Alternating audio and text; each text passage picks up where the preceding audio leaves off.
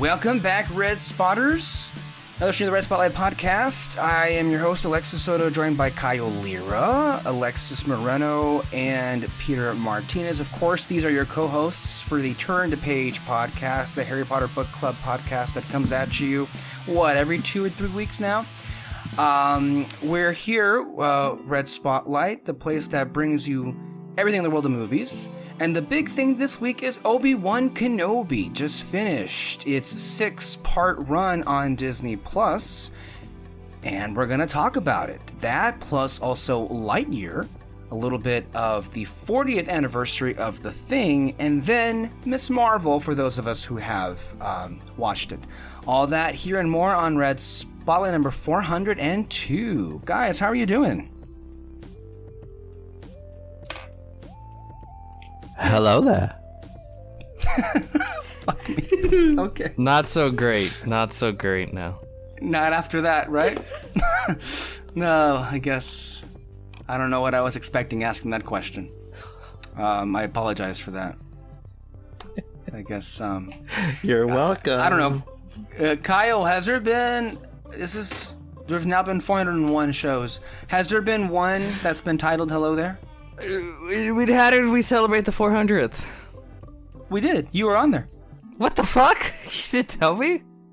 I did. It was the last episode. I just finished listening. What did we talk about? 5 movies. RRR, Top Gun, Bob's Burgers, Jurassic World, and Secrets of Dumbledore. Okay. I even told you straight up. I even addressed it. This is the 400th episode. I listen half the time you speak. I'm sorry. Well, maybe that's on you at that point. Well, 401, guys. Woo! Well, this is 402. Oh. Yeah.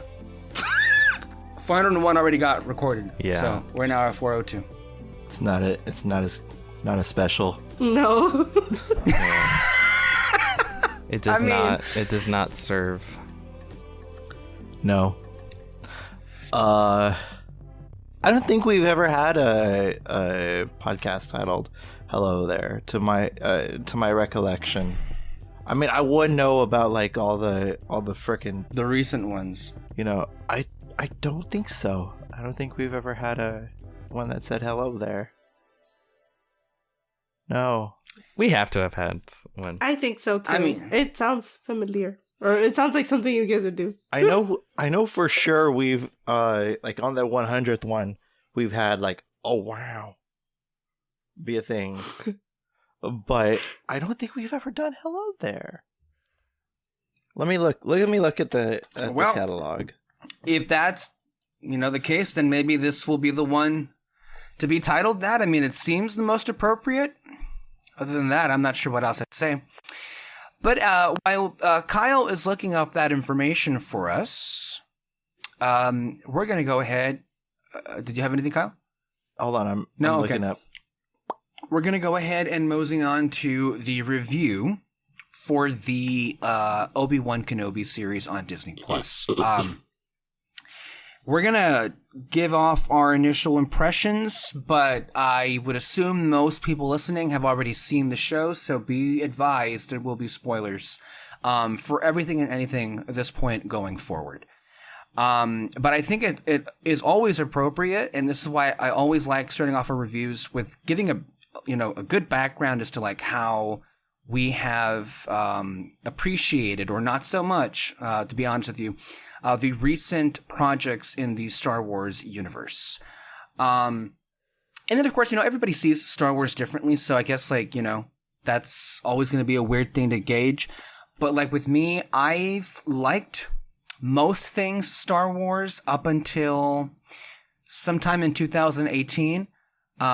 So, for example, I love the original films. I tolerate and actually quite enjoy bits of the prequels. Of course, I grew up on those, and so I'm not ever going to feel badly too much about them. And then, of course, I happen to really love 2 of the 3 sequels. And I love the animated shows, Clone Wars Rebels, that stuff. Boo. Did not love Solo. Did not love 9, suffice to say. And for me, a lot of the issues I have with Star Wars fans have really kind of come to a head with the the rise of The Mandalorian, a show I quite despise every day of my life. I think it is the absolute worst Star Wars. Well, that and Boba Fett, I would say, because Boba Fett was kind of pathetic in a different way. So expectations were quite low. I had every expectation that this wouldn't be anything that I would enjoy. So just so you understand that the idea that there exists now a Disney Plus series in the Star Wars realm, a live-action Disney Plus series that has caused me to feel anything, has caused me to enjoy a lot of the things that it did, if not, perfectly so, is somewhat of a miracle. I think we expressed our thoughts immediately when Kenobi first had its, 2 episodes drop of, I think, almost a month back at this point. And so some of you who have listened to that one would have a pretty good idea of what like Kyle, Alexis, and myself would feel like of it. So that's kind of where my background lies with all of this. And I am kind of bewildered, honestly, a little bit. But then also maybe not so much as confused, because Star Wars fans these days just can't make up their minds what they want, or I guess I'm just never going to see eye to eye with them, because I quite like this show. And I don't think anybody here would say that it was perfect or it was anywhere close to that. But I think the fact that there exists a show that made me feel things and kind of made me like Star Wars again just a little bit goes a long way. It really does. And I feel that's something kind of special. So, again, there are aspects of the show I'm sure others here will criticize as being examples for why Star Wars feels dead to certain people. I know someone in particular will, argue that. But there are things here that really made me, it reminded me why I like these characters. Particularly, of course, Obi-Wan Kenobi. And it gave me some hope that whenever Favreau and Filoni are not in the wheel, we can have something that's halfway decent and not entirely a dumpster fire like Mandalorian. And of course, I fully admit that all of us that share that view that Mandalorian is trash, we are in the vast minority. And the fact that there may be some praise for the show may be in and of itself a minority. Who knows? But that is where I am at. Alexis, I want to hear from you next. What are your overall... you love Star Wars. I think that's no secret. So you want to tell us about your background with it, and also how you enjoyed Obi-Wan. I think we know she likes Star Wars. I mean, the last thing I was excited about was the Clone Wars finale. That made me really happy. But everything else, after The Last Jedi, I just don't like at all. I didn't even watch Boba Fett. I didn't even watch it. I only saw the episode where Luke comes out, and pissed me off. It got me angry. I did watch the first season of The Mandalorian, but I fell asleep. I can officially confirm, sorry to bug you guys, but I can officially confirm that there is no episode title by the name of Hello There. There you go. Wow. Oh, wow. There's 3 called oh wow. The only thing that I liked about the shows was the first episode of the second season, but yeah, everything else I really hate. I just get angry when people start talking about these shows, because I just don't see what they are talking about. And it's not even a little bit, huh? No. No.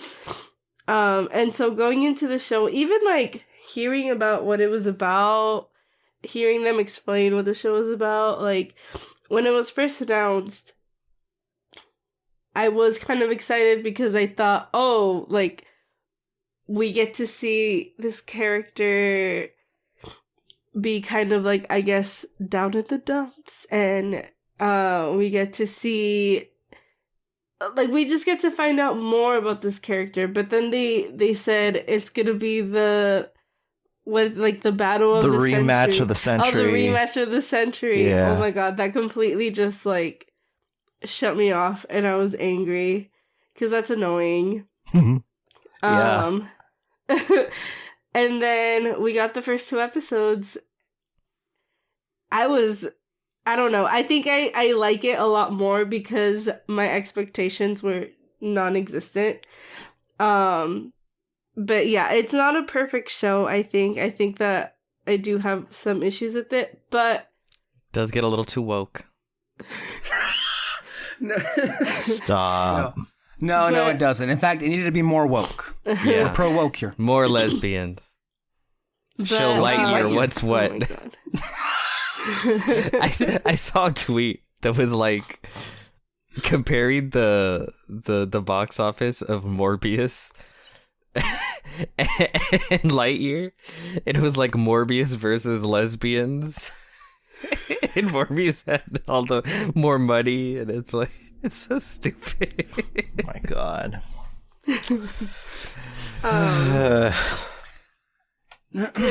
Anyways, I like the show. I'm excited to see what you guys have to say. And yeah. Kyle.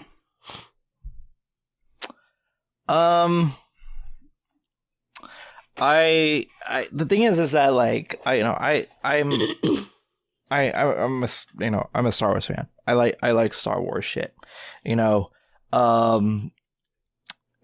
I feel like I'm in the minority amongst you guys.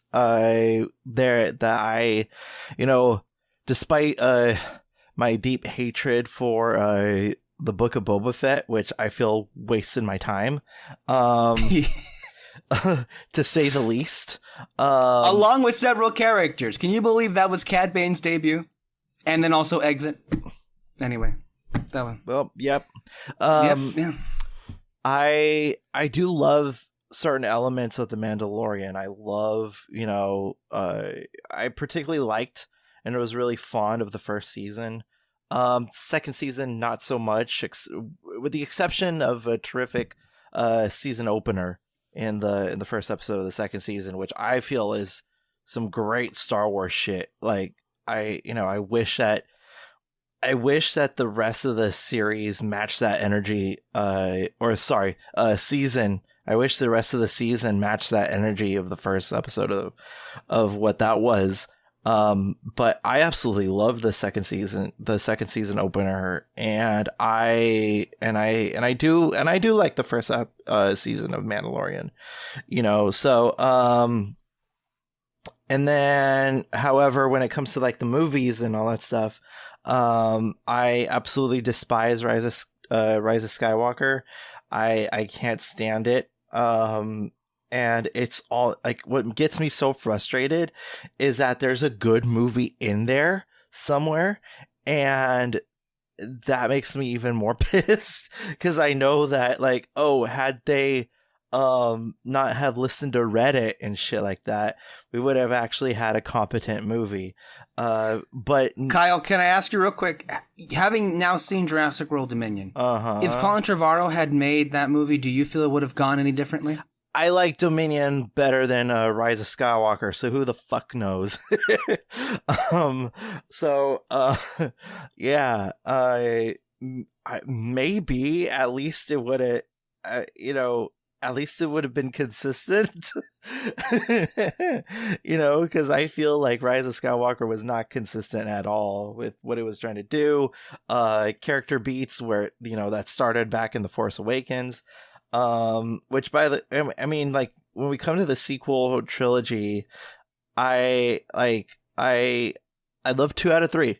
I unabashedly love Force Awakens. Is it a little bit too much of an homage to A New Hope? Absolutely. Do I give a shit? No, absolutely fucking not. Because it just, number one, it's my favorite movie of all time, but number two, it really, I feel captures that feeling of Star Wars that I haven't felt, a presence I haven't felt since, And so like when it came down to something like that, I absolutely ate it up. And then The Last Jedi rolled in, Adam Driver's abs and all. I came in and was absolutely dumbfounded. I did it like when I came out of the movie, I was just like in awe. What did I watch? And that's a testament to not only like Rian Johnson's writing, but like Mark Hamill at his finest and all that shit. So I absolutely like love The Last Jedi and all that stuff. And and also I love the new characters that they add in too, particularly Rose. I really love the welcome edition of Rose. But like the rest, like Rise of Skywalker, no. Solo, I remember leaving the theater. I almost steam was almost coming out of my ears. Just how There's video of it somewhere, isn't there? After Dark? Yeah, there's an After Dark that Peter and I did, and it like I felt. Again, it's like Book of Boba Fett. I feel like my time was completely wasted watching Solo. Alden Ehrenreich aside, because he was good. He was good. But like I wish the movie gave him something to do.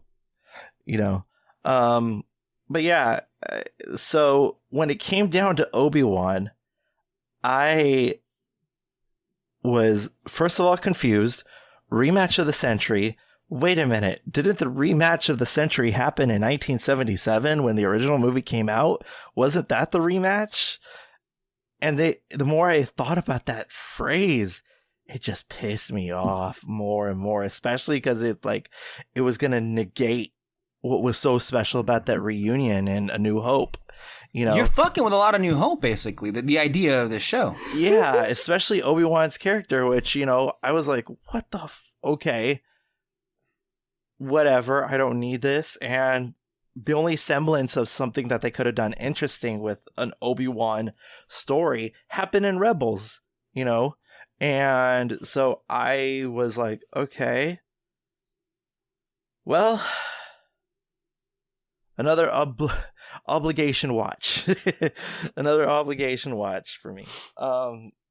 So I was like, I was kind of dreading this release because I knew that, I thought at the time everybody would be splooging all over the place because they're like, oh, I'm getting, the moments I've been wanting. Oh my God, Vader, isn't he badass? And I was just like, I could see the discourse on Twitter already, and so I was like, okay, like it or not, here it comes. And then Peter tweeted, not tweeted, he messaged me something really, really interesting. And that was this: Kyle, you got your wish. And I was like, what the fuck do you mean I got my wish? And Obi-Wan, I honestly, like, all my wishes and like dreams of Star Wars and of storytelling went down the drain along with Chris Terrio and J.J. Abrams. So I was really intrigued with that statement. Kyle, you got your wish. What kind of fucking wish? So I watched it. I watched the first episode. Mind you, I was on the precipice of having COVID for the second time. So I was dying, and this might have been the nail on the coffin. So I On whose coffin?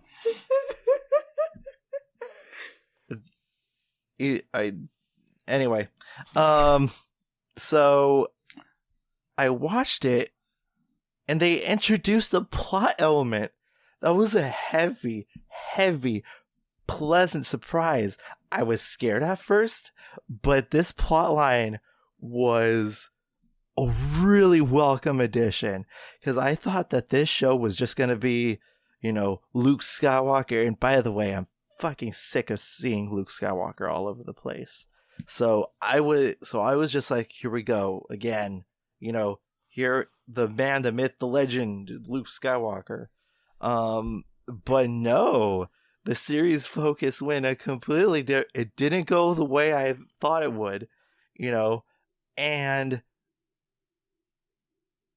I was baffled. And as the series went on and on, I honestly, Deborah Chow was serving me some good shit, because I was loving every single fucking second of what she had to offer, and so I was like looking at that, and then I looked at like who's responsible for all like the character beats and like writing bits, and it's Stuart Beatty, who particularly worked on the character beats from the first Pirates of the Caribbean movie, and as you know, we all love that.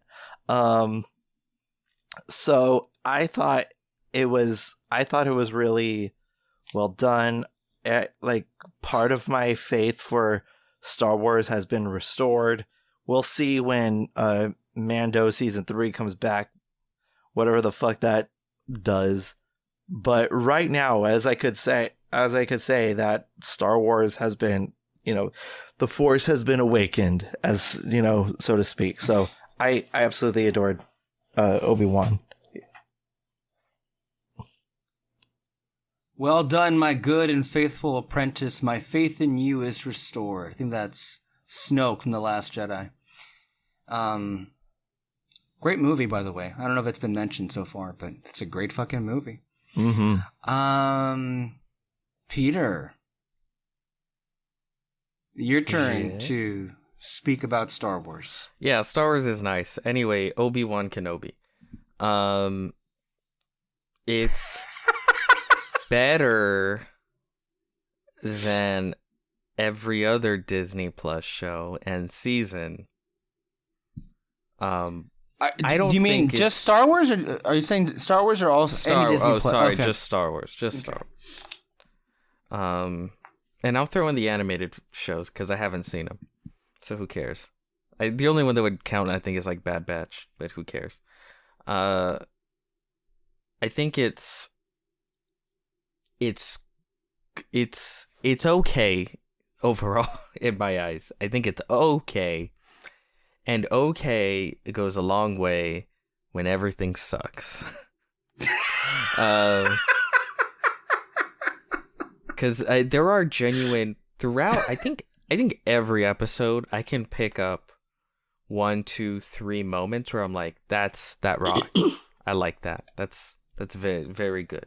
Mm-hmm. Each episode, I can pick out a little moment where I'm like, I really like that. I really like that. Like in the first few episodes, I think probably had the most of those moments. The first 2 especially. A lot of the stuff with Obi-Wan, where he's just like a depressed little bitch. I love that. Yeah. I love men the way I love everything else, depressed and stupid. So they're great. Leia. That was the spoilers. Leia. That was the thing I was telling Kyle about. He got his wish.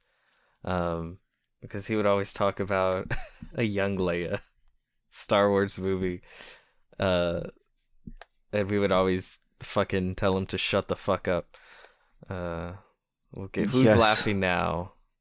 Do you remember that many years ago he suggested Millie Bobby Brown play Leia, and it was directed, and then he suggested that Patty Jenkins should direct that movie? Yes. It was a good idea at the time. Anyways, and then when that popped up, I just wanted to vomit. It would have been set in the 80s. The Star Wars 80s. Oh my god. Anyways. Although some people clearly are not over Wonder Woman 1984, are they? Mm-hmm. Although that would kind of fit. Shut up. Anyways. The point being, there's little things here and there that actually worked for me. Leia, it's tough because so much of the stuff that is here kind of has to be here, because I maintain this shouldn't have been made. I maintain that. And the same way with Solo. I can say the same with Solo. There's some cool things in Solo. Solo shouldn't have been made. And I still maintain that with this one. But it's not 100% garbage. There is some neat things where I'm like, that's neat. I like that. This is cool. I really like the actress that played Little Leia. Vivian, Lira Blair. Yeah, she's a cute little kid. She did a good job. What's his name? Of course, is a fantastic actor. Ewan McGregor. He's always great, and here he has, he can really stretch those mopey chops. There's like little character moments between Leia and or Mr. Organa were pretty cool. Yeah. Oh my god. Yeah. There was some neat action-y stuff. Some neat Darth Vader stuff. So like overall, you could tell, I think, that the people behind it we're trying to do something good. Right? They were trying. Yeah, they were trying. And I think they had trying the to tell right a story. Yeah. There you go. And boy, all the difference that makes, right? They were trying to tell a story with characters, and they had actors, in the leads here that actually could, express emotion. And, I think they had a lot of the right character beats in mind if you're going to do this story. Yeah. So that makes all the difference. I think there's genuine attempts made at all levels here. There's just some issues overall, like sure. the cheapness of the volume is starting to weigh on me. Because I am looking at some clips from Thor, Love and Thunder, and it's like I can really tell you guys are using the volume a lot. Okay, to be clear here, there's some confusion. The volume is the piece of technology that is basically a 360 LED wall room where the actors can actually have the environments that would be on the actual show for them to act against that instead of just having a blue or a green screen to act against like you would see with most Marvel films. This technology was created for The Mandalorian and has been used throughout, I would say, all of the Marvel shows. And Peter's also referencing the marketing for Thor Love and Thunder, where he says you can see it. I can see some not so great VFX in Thor Love and Thunder, and it's upsetting me because otherwise I expect a great movie, and it's really a shame how you're already seeing around Marvel cut some corners because they make 4 fucking movies and 3 or 4 TV shows a year, and that's also a different thing that we've been bitching about for months, but that's what he's referencing. Way too stretched then. But with Star Wars, you can kind of get away with it because they're, at least for me, I think a little cheapness goes a long way with Star Wars. Look at that first movie. Yeah, for sure. Like I saw a lot of people bitching about that like Trump mole guy in like the third episode. Like his mouth barely moves when he talks, and I'm like, no, that's great. I want more of that. Like it's like the Empire is coming, and he's like, it's like barely moving up and down like the fucking mask head, and I'm like, no, like that's Star Wars. I love that shit. So some of the cheapness definitely works for me. Yeah, but then other stuff, it's like, go outside. Just go outside, please. Pick up the camera, take it outside. Speaking with the makeup, though, what did you make of the Inquisitors that we saw here, as far as the makeup standpoint? Oh yeah, bad. Very bad. I like the actor that they got for the Grand Inquisitor. I didn't like the makeup of it. I'm wondering if some really cool VFX would have made it better, I think, if they had the money for it. I like how ridiculous they are. They're very like, get out of my way, third sister. The Jedi is mine. And I'm like, yes. Very, very melodramatic, but like... Yeah, I love it. But like, that's how like Star Wars that shit is, And like when... Palpatine is your ultimate villain. Like, come on. Like, this is Yeah, no. Or even That's what you're working on. Let's go back even further, like fucking Peter Cushing. You may fire already. Just like stuff like that. It's just like very snooty British people. Very on the nose, not subtle at all. That's why I always connected with Star Wars. But yeah, it just like take out a lot of British people. It absolutely fucking works, and I think that that's to be addressed. I mean, I feel like this. Deborah Chow, I think Deborah Chow understands more like Deborah Chomp. Anyway, so I think Deborah Chow, she fundamentally understands the core values of Star Wars as much as I think Rian Johnson does. That was the thing that got me invested in the beginning. Was I liked the way they treated the idea of the Jedi, how they were these altruistic good beings, that try to, because they are meant to represent the light, and they try to do good and right and be selfless. They are meant to be like hippie monks, Mm-hmm. That's kind of what George pretty much envisioned them as. And I really, really hate the way that the Filoni side of Star Wars really leans into like the creepy cult aspects of the Jedi. It's problematic in areas. Because it just makes me go like, why do I care about these people or this order? Like when it's all about like, you're a literal fucking baby. Decide your fate now. Like, do they even give you a choice? I don't think they give you a choice. Stay with us or go back with a bounty hunter. Like that's like if I pull in like a 2-year-old baby and it's like, listen, you've really connected with this Hell's Angel that found you on the side of the road. I've noticed that's bad. Yeah. So either you can make a choice, 2-year-old baby bitch, stay here with me in my weird cult, or I will give you back to the Hell's Angel. What's it gonna be? Decide now. Decide now. Choose your fate or die. And then it like crawls to the corner because it needs to take a shit, and it's like, he's like, Hell's Angel it is. The examples that I think of most when you speak to this, Peter, is how badly Favreau and Filoni really messed up Ahsoka and Luke in Mando and Boba Fett. A lot of that's what I'm talking about. Yeah. Them like using those characters who at one point were symbols of a new Jedi Order, basically retroactively making them lean into what caused that initial order to collapse in the first place, which I thought was established all throughout, these stories, was something not even like a new order, just kind of seeing it for what it is and its flaws and not shying away from it and not making excuses for it, where as in the Mandalorian. What is it? Boba Fett or whatever? Oh, the Book of Boba Fett, yeah. It's like, no, like, they're right. But, like, that's not what they said at all the last time that we saw them. You can maybe argue that, like, maybe because of where you see Luke in The Last Jedi, maybe he's reading too closely to, like, the Jedi books and getting too into it. I don't know. Maybe you can make some excuse for Luke, but not for Ahsoka.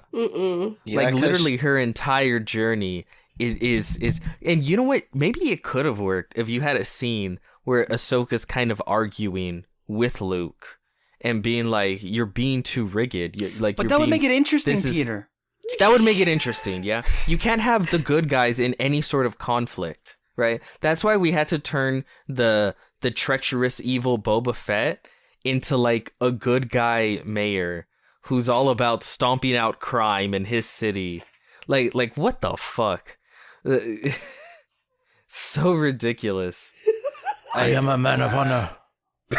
Yeah. I fucking hate it. It's like turning Cujo into Paw Patrol. Like but yeah, but that's not the case with Obi-Wan. Like people argue. That was nice. Like the way Obi-Wan argued with Owen. Yeah. About Luke. The boy must be trained. I think like one of my favorite scenes was, I think it was in the first episode, where he fully turns away that Jedi that was Yes. I'm sorry, I think I can't help you. once I saw that, I was like, yes. I felt seen when I hadn't felt seen for a long time. Yeah, it's like, wow, they're And then- telling a story here. Yeah. And then when it ends with him dead, and that's what pushes him to like go on the journey. I'm like, that's great. There's like storytelling going on here, and I also found that it was really funny. I hate how fucking I hate how sanitized like Disney is becoming with their shit. Like they couldn't even show him like hanging. You saw they had to put it under his armpits. They couldn't show him hanging by. But it's like, dude, I saw fucking Pirates of the Caribbean at World's End where you're literally hanging children. Forget that. The scene where Davy Jones kills Mr. Mercer with his tentacles. Oh God, yeah, that was tentacle porn, literally. Yeah. But it's like, we can't show him hanged. Kids might think he's dead. Well, now we can tell children he's just taking a long nap. They knocked him or out. if you saw Moon Knight, like there was no blood in Moon Knight. There was ever. like the tiniest blood in like the background. They never got up. You never saw it up close. Maybe one time in the cave episode, there was this creature killing people, but there was like when Moon Knight killed people, you don't see him killing people. You just see them like fall down. But like, you see the aftermath. He doesn't even of have what to kill happens. people. Like you should see him like break someone's arm over his leg and see like the bones sputter out and shit like that. That's what you should. You don't even have to see him kill anyone, but he should get violent. But yeah, Obi-Wan. Yeah, but that's another thing. They cut off a lady's hand because she wouldn't shut the fuck up. A plus. More of like, that, neat. please. More decapitation, please. Something, give me something here. But there were other arguments here too. Like I love the back and forth that we had with Bale and Kenobi, because Bale had a hard time getting him to agree to go on a rescue mission. Again, I argue and I maintain, if Favreau had written this, there wouldn't have been an argument. Bale would have called, and Obi-Wan would have like sprang into action, cue the theme song, and get on the ship and go. Yeah, and when he uncovered the lightsaber. First of all, he wouldn't even be in the show. It would have been all about Luke. That's right. That's right. He definitely would have brought back Darth Vader, but he would have brought back. He would have even somehow more. brought back Maul. Yeah, we might have had like a 3-way fight between Maul, Vader, and. Do you realize how crazy that sounds? But then actually, he would do it. He would be the one to do it. 100%. Yeah. I don't think he would think bringing back Darth Vader would be enough. He'd have to go there. And then fans would be like, this is why I love Jon Favreau. Like, somehow Grievous, he would have brought back somehow. Somehow Grievous has returned. Yeah. Bring Asajj Ventress back. Oh my gosh. Dooku, he would have somehow brought him back. Yeah. We would have seen all of that. Once again, like, if they brought back Ventress, like, that would have been interesting. Not Maul or anything like that. Ventress isn't canon. But this is the wrong property, I feel, to bring Ventress in. But anyway, like, yeah, I mean, like, honestly, like, Jon Favreau doesn't know subtlety either. So, like, this is a nice, warm welcome. It makes you think. This show makes you think about what Obi-Wan is going through, and even like the pain in his eyes, just like how pained he is. Like, you don't see him like shroud a genuine smile until the last episode, I know, right? Yeah, absolutely. And just how pained he is throughout the whole thing. Oh my God. when he is, at the climax of the fight between him and Vader the second time when he says, I'm just pointing out favorite moments now, when he says, I'm sorry for everything, and you like, that's the most pained you've seen Obi-Wan ever. And the way, and Ewan's delivery on that line, I'm sorry for everything, it just like, you could feel like he's been wanting to say this since he left them in that fiery pit, you know, and you feel that. And you know, and also like the lighting tricks that they do with, you know, whenever Anakin is being genuine, the light from the blue lightsaber is reflecting, but when he's in Darth Vader mode, he's using, you know, the red is showing more, and it's just like subtle bits of storytelling. I feel is so grandiose and so Star Wars, you know, that I wish people would understand that that's what it is. Also, like, the rematch of the century was just like throwing rocks at each other, like fucking like preschoolers at a, you know, on the playground, you know. That's fucking awesome. I'm so glad that this is the way that they wrap, because like I was really concerned with because like the concept art showed the rematch of the century being in Mustafar, you know, and I was like, oh god, I hope that they don't go to Mustafar and all that shit. No, it's more just like a plain land, and they're throwing a bunch of rocks at each other, like 8-year-olds, you know, and like it's literally the Last Airbender. Yeah, and it's so much more intimate that way, you know, and the fact that they were like, the way that they were fighting, it was really reminiscent of episode 4, you know. I mean, it was no like fancy trickery, it was just like, and you know, it's just like defense and offense, you know, and that's how it should have been. Also, it was a character driven fight too, over you know anything like that. So I really love that shit. I really love. No, Ewan McGregor has always been great in this role. I think there's a reason why everybody like looks to him as the best performance or the best thing about the prequels, because he's always been great. Again, given the material that he's been had, yeah, basically. And here, I even from the first frame, but like when you take into account this entire series, like this is the first time I feel that you have a lead that carries the show. Because I personally don't think Din Djarin carried his own show. And I sure as hell don't think Boba Fett wasn't even in his show for like half the time that... No. So it's like, literally... So I feel like the fact that we have a lead character with a charismatic actor that can pull off all the beats correctly and is able to like carry his own show, that in and of itself is an accomplishment. And again, that's also a reminder of like the dirt low expectations we had to deal with here. But I do want to ask all of you guys, because I keep hearing, to address some of the main criticisms, and then of course this ties in directly with like the Obi-Wan and Ewan McGregor, there's this common thing I'm hearing that like this isn't like, a lot of fans that I hear this from, that this is not really an Obi-Wan show. Like it should have been focused more on Obi-Wan. Do you guys, when you hear that, do you have the slightest idea what they're talking about? Like, I know that some people would say, oh, they focus too much on Leia, or they focus too much on Reva, but like, it should have been an Obi-Wan show. And when I hear that, I'm like, I mean, I guess I understand how you feel. I can't exactly understand myself, because that's just not what I'm seeing on the screen. What do you guys feel about that criticism?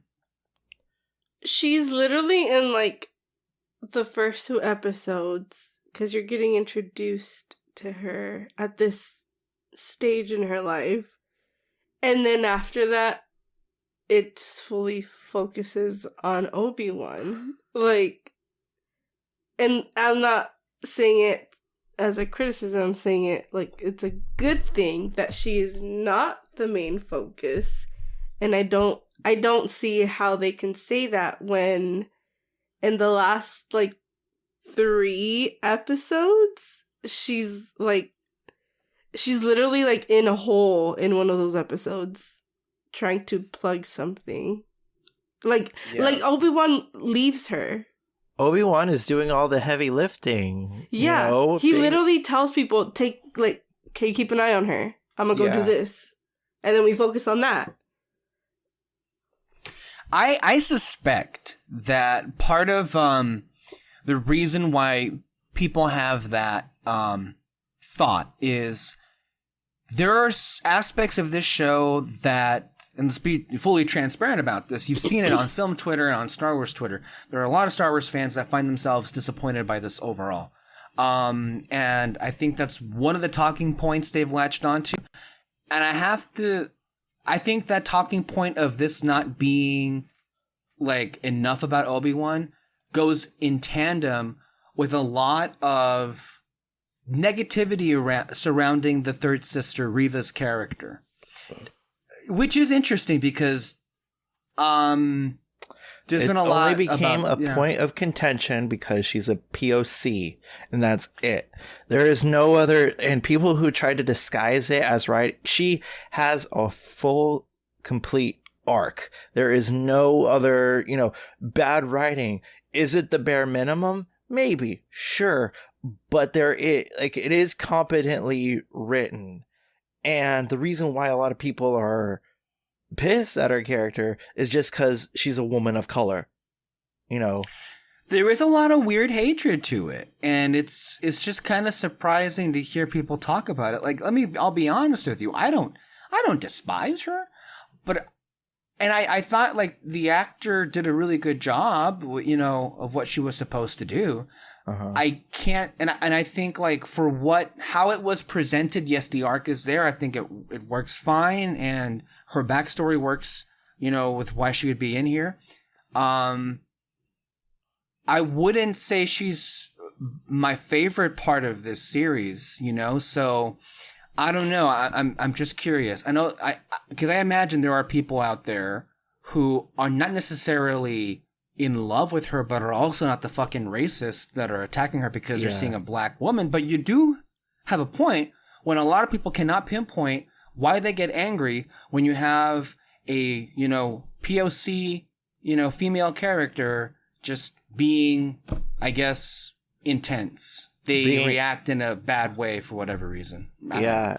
And, and God forbid there be nuance in a character, Alexis and Peter, I wanted to get your thoughts on Reva. Do you think she was needed here? Did you like her? Do you think we could have used less or more of her? Why didn't she work for people? I think the writing on the whole just didn't work that much. I think there's good moments, but it's simultaneously too long. And it's not doing enough to, I think, warrant the runtime. I think her ending to her character was a bit rushed. Well, I was laughing when the last episode started and she was already on Tatooine. When last we saw of her, she was shot and like dying on the floor. And I know like they're going with this. The writing of it was rushed, where or I don't know. I just think that the way that her character arc ended, I wasn't a big fan, because in the beginning I thought it was I thought her story was interesting when she reveals that she was one of the younglings or whatever. I thought that was cool, but then I think the last episode I was just kind of okay, that's it. It was just a bit awkward. I don't know. I guess my thing is her story, I don't think is bad. It's pretty interesting, right? Yeah. It started off interesting for me, and then when we got to the ending, I was like, oh, okay. But because my thing is why does it matter? What's the point? Yeah. How does this tie into Obi-Wan's story? And it kind of doesn't that much. Yeah. What I thought was maybe there would be a certain level of redemption in that, he wasn't there because he feels, you can argue maybe he feels somewhat responsible because she was one of the victims of Anakin, and, he feels responsible for Anakin going to the dark. So it's something there. So maybe in some way he saves Reva in some way. And that there's a certain level of redemption that plays into how he becomes whole again, right? I thought Even- that's the way it would go. I- But she does that on her own. I like what you said, and I also thought she was like, I feel like where it ended and like we kind of don't get anything after that was just kind of like, oh, so like nothing happens, like there's no changes, or at least we don't get to see it. Like I thought she was gonna be, because also like this is, for me at least, is kind of like the beginning of like the rebels or whatever. And I thought she was going to be part of that, which I think would have been kind of cool also to see. Like, Yeah. we have Tala and stuff, but now we have like an Inquisitor. Who's I thought also... she was gonna become one of the Underground Railroad. Yeah, yeah. People. Yes. There's just a The lack path. of They call it the path here. the path. Sorry. Yeah. Sure. There's a lack of clarity and definition to a lot of the arcs in this show. Mhm. And I understand it's hard because of like where everything is supposed to end up. Yeah. Because of, you know, the original Star Wars, which is why I agree. Maybe you just shouldn't make it then. That's why I say there are moments that I like little character moments, but on the whole, it's I do think the character arcs are weak. Yeah, like the fact that and I didn't even think of it, but you pointed out that her arc doesn't really, she's not affected by Kenobi whatsoever. No. So, and it kind of resolves itself. If anything, he kind of. he uses her. Yeah, like freaking Darth Vader literally is like, oh, like he just left you here. Like he was smart finish to his dirty use you. work. Yeah, Which yeah. I mean, he did. He literally and he had to know she's not gonna make it. A Yeah. rabbit curve Yeah. properly manipulated. It's pretty fucked up. You see, Yeah. I thought the way that they were gonna go, and it was done a little bit more interestingly, is juxtaposed of what Obi-Wan said to Maul in Rebels, and is, look what I've risen above, and I thought that it was gonna juxtapose what he's personally going through, rising above, about regrets and all that stuff. And I thought that it was going to mirror each other's kind of self-spiritual, redemption kind of thing, where he's going to accept what he's done, and Reva is going to accept number one, what she's done, but also what other people have done against her, and I thought that it was going to mirror perfectly with what Vader realization of Vader and Reva's thing, because he's going to see one side redeemed and not the other one, and I thought that was going to tie in us, thematically together, but they didn't really do that. And if that was the intent, I don't feel like they did a good job of doing that, because at the end they were just oh, we still have this character, we still have Reva, what do we do with Reva? It felt that way, because it was because she's a brilliant idea, but what were we gonna say, Moreno? We're gonna say, go ahead. Yeah. Oh no, just what you said. If you need to talk, raise your hand.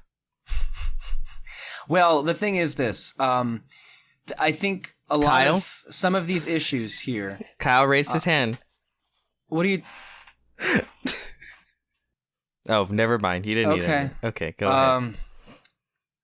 Some of these issues with these characters, and I think one of the bigger issues that Peter had with this, which would be the budget, or some of the moments you can see through the seams. Yes, Alexis? Oh, okay. Wait, she needs to raise it through the computer. Since we're getting into this, they need to stop with this 6-episode bullshit, because... Thank you.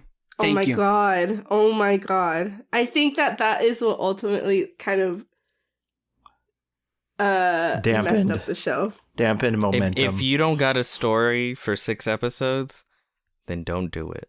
Well, the thing is, Peter, I think you're taking it the other direction. Movie. Wait, Alexis, when you say stop with the 6 episodes, which way do you mean? Do you think that it's not enough? I think that there was more to say, or it felt like they had more to say, but they didn't show it. Like, I think that all of the story arcs ended abruptly, and Peter, you'll get your I think chance. that has Hold to on. do with them doing only 6 episodes. Well, the thing is, I definitely Peter, feel stop. with the Marvel Disney Plus series, the 6-episode model wasn't enough with how much they're trying to cram in there. And I feel, because I know Peter is always on the other direction, and he will argue that less is better in terms of episodes. I feel if you had more, perhaps you would have more real estate to work with. So, but the thing is this. When I look at these 6 episodes, I see a movie chopped up into 6 parts. And so my thing is, well, why not just make that movie? Yeah, like I don't know. I think it's just like hard because, like I said, I think that the stories ended abruptly, and they like I think that like as they went along, they kept thinking of ideas and introduced them, but then like didn't have the time to kind of finish them. And so I think it would have been better as a movie because at least they would have focused solely on one thing. Yeah. This is, I guess I But could it is a show. And I am they the only did one with my hand introduce raised. all of these things, and they should have kept going. Kyle, wait, let Peter had his hand technically. You up. are all wrong. God damn it. The issue is they did not have enough story. This was like a 2-hour movie tops. They didn't have enough story. So what they did was they introduced more characters and more I say it better. I say it better. They introduced more story and more characters to fill out the run. This is the second time that this to happened. fill out. Right? Let me mansplain to you correctly. They fill out. Oh my God. They introduced more story elements and characters to fill out the Let me mansplain runtime. this to you. Yes. Oh my God. That's exactly Quote what's me. happening. Quote me. So they do that. Then of course they don't build on it though, because it's not meant to be built on. It's just meant to fill out the runtime for the thin story that they actually only have. Yeah. So that's why I say shorten it, because a lot of stuff they didn't need to include. And I guess you could say, well, give us more episodes because to flesh out some of that other stuff. But with the episodes they had, I feel they didn't do a good job of fleshing out that much. You get the impression they weren't anyways. even trying to flesh it out. They No, were they just weren't trying to fill in the trying. space of 6 episodes. So I guess Yes. ideally is preferably construct a story that can sustain with all the characters that were included. If you were attempting to build in that time with these characters, you could have made it to 8, maybe even 9, and maybe had a better outcome. But with what was present, clearly what you had there was the first draft of a movie, and they were trying to stretch it out to 6 episodes. So a movie, I think, would have sufficed. And I'm actually quite curious, in an alternate reality, how do you feel that movie would have performed? Let's say A it lot came out better. this year. Yeah, well, a lot of people like Obi-Wan, right? Well, I mean, the concept. Okay. The first episode was the highest episode ever for Disney Plus. Mm-hmm. So, I think a movie would have done quite well. I think so too. They should have done that. Yeah. Like the thing, I don't know. Like when people say like it should have been about Obi-Wan, I think that people are misconstruing like it should have been Obi-Wan because it definitely is Obi-Wan, but like I think that they see that there's too much other stuff going on besides the main point of what it is, you know, and that there's maybe too much filler.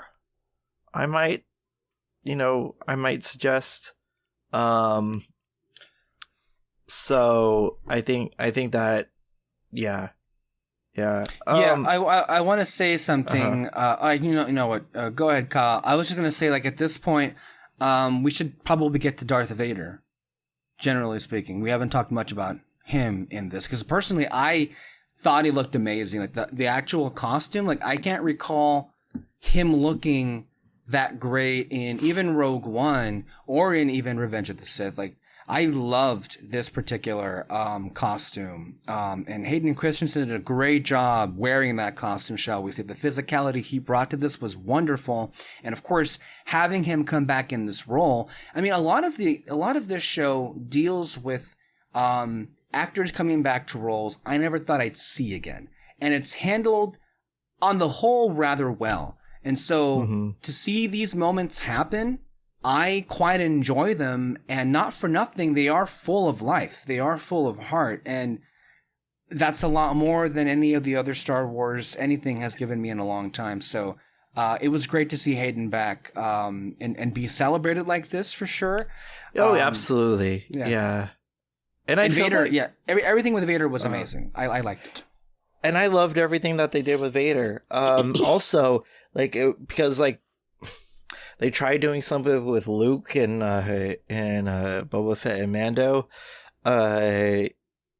This is how you utilize this technology, because the way that they made James Earl Jones sound in this, oh my god! Like you might as well have plucked him out of recording from episode 5 and slapped him onto here, because he sounded so identical to what he did in the original trilogy that I think was really, really chilling and quite fitting for that.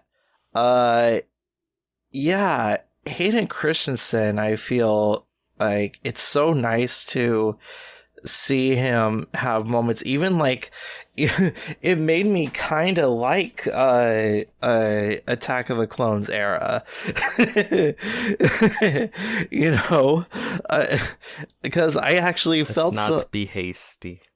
Because I actually felt something when they did the what's it called, the flashback sequence of them training, because it actually meant something.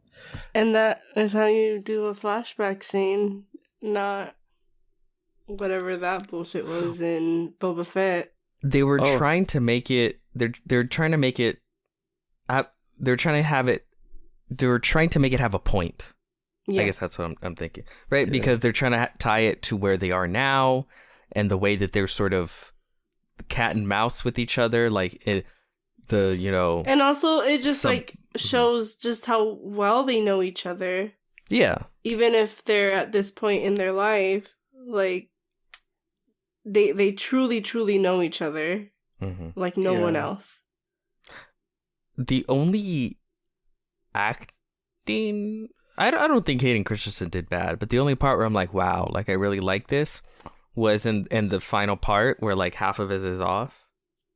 And he's just glaring at him like, just you motherfucker. He looks so scary. Like on Twitter, it's the really stills. Oh, also, this is the only time, because okay, I did not grow up in Star Wars. Like I watched Clone Wars later on in life. Yeah. And all of the movies later on. So when people, say that Darth Vader is like the scariest villain, blah, blah, blah, like I never understood that because he was not scary to me at all. This show, he was scary. Like, he was freaking Michael Myers or whatever the fuck his name is. Like when he pops out of nowhere in that first, the town scene in the second or third episode. Oh my god, that like I legit was like holding my breath, and I was like, oh, this guy is. He means it. Yeah, like you don't mess with him. Where even in Rogue One, I was like, okay, like it was more of like, okay, that was kind of cool, like his scene.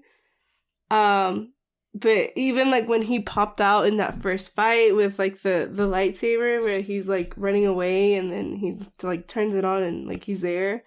Yeah. And the last episode where they show his actual face and how he looks, like he just looks so scary. So I appreciate that.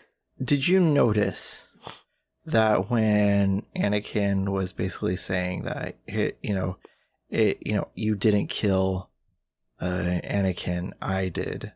There's a subtle bit. You look really closely at it. There's a tear being shedded from Anakin, which I find like fascinating. Seeing just a little shred of his that whole line humanity just left. means like you could talk about that line forever, just because it means so much. Like, at least for me, like when I first heard it. And I think that you could also interpret it that way, that I thought it meant him being like, no, like, you don't get the satisfaction of saying that you messed me up type of thing, like taunting him in a way, but also him, like, releasing the blame from him. And I also think it's him just being honest, right? Like... But I feel like this. you truly won't know, I think. Because it can mean a lot of things. I think it means one thing. Which is he's the one who did this to himself. Cuz I do think he's racked with guilt. Yeah. That's one of the things that I think but pushes also him. He's angry in that moment. Yeah. But, okay, never mind. Wait, I'm confused here. The one that's racked with guilt is Obi-Wan. No, I think it's Darth Vader. I think that line is a moment of clarity. Because I do think guilt is one of the main motivators for Vader as a character as a whole. That's what makes him so broken. Well, didn't he turn because he thought that he killed Padme? Or that Padme could die. But no, yeah, I do think guilt is something that like eventually turns him into a husk of a broken old man. Mm-hmm. Yeah.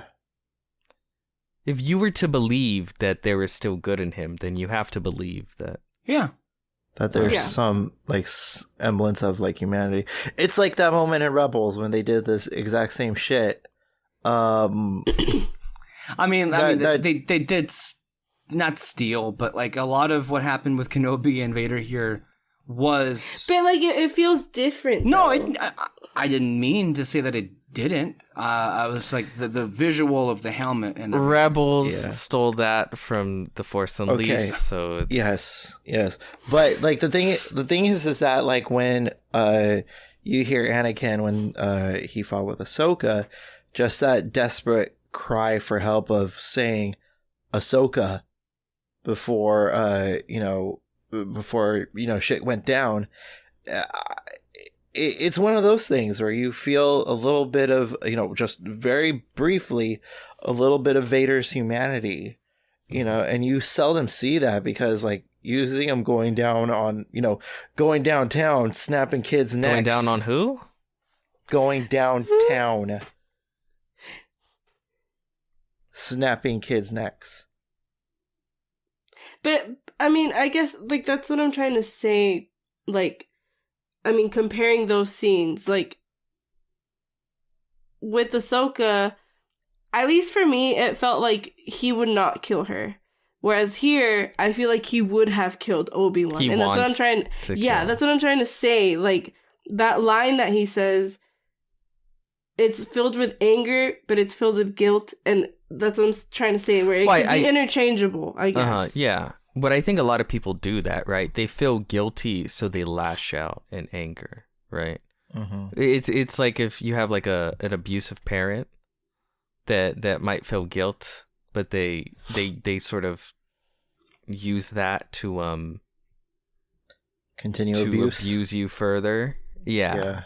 Like it sort of fuels that because they feel guilt, which makes them feel angry, which they put on you, which makes them abuse you, which it's a cycle, right? And I feel he feels that direct connection with Obi-Wan. maybe even a like, why couldn't you save me type thing. Yeah. Let me take a moment to just like appreciate this moment that we're actually talking about Star Wars at a deeper level than just what's on the surface. What about the cameos? Oh my god. Technically, I mean, this is a show full of cameos, but like, well, I guess not technically cameos, but like stand up and cheer because I know who they are type characters, like Leia, like Darth Vader, like I guess I haven't played it, but the Inquisitor base was the final level in a video game. Yeah. Star Wars Fallen Order. It's a good one. Have you played it? I watched the video. I don't play video games. They make me dizzy. But I watched. You are 100. Yeah. 1,000. Forget. Have you Just seen said The it. Force Unleashed? No. Oh my god. Fuck Sorry. you guys. Also the tomb scene. Oh yeah, that was pretty fucked That up. was wild. I wasn't expecting I like that. Yeah. Like literal, like they have all these Jedi, like their trophies that they've captured. Yeah. Yeah. I like it. Evil, creepy, interesting. Yeah. 10 out of 10. But this is kind of off topic, but like how long before they bring back Samuel L. Jackson? Because I can almost guarantee it's going to happen. Yeah. I don't think we're long off. No. What do you have to say with that character, though? Star Wars He's isn't a about dick. saying things. I mean, it might be interesting because I feel like he's the biggest dick of them all. He Well, is. See, So this it might is the be thing. interesting if they do something to like fuck him up. This is the thing. I no longer care, right?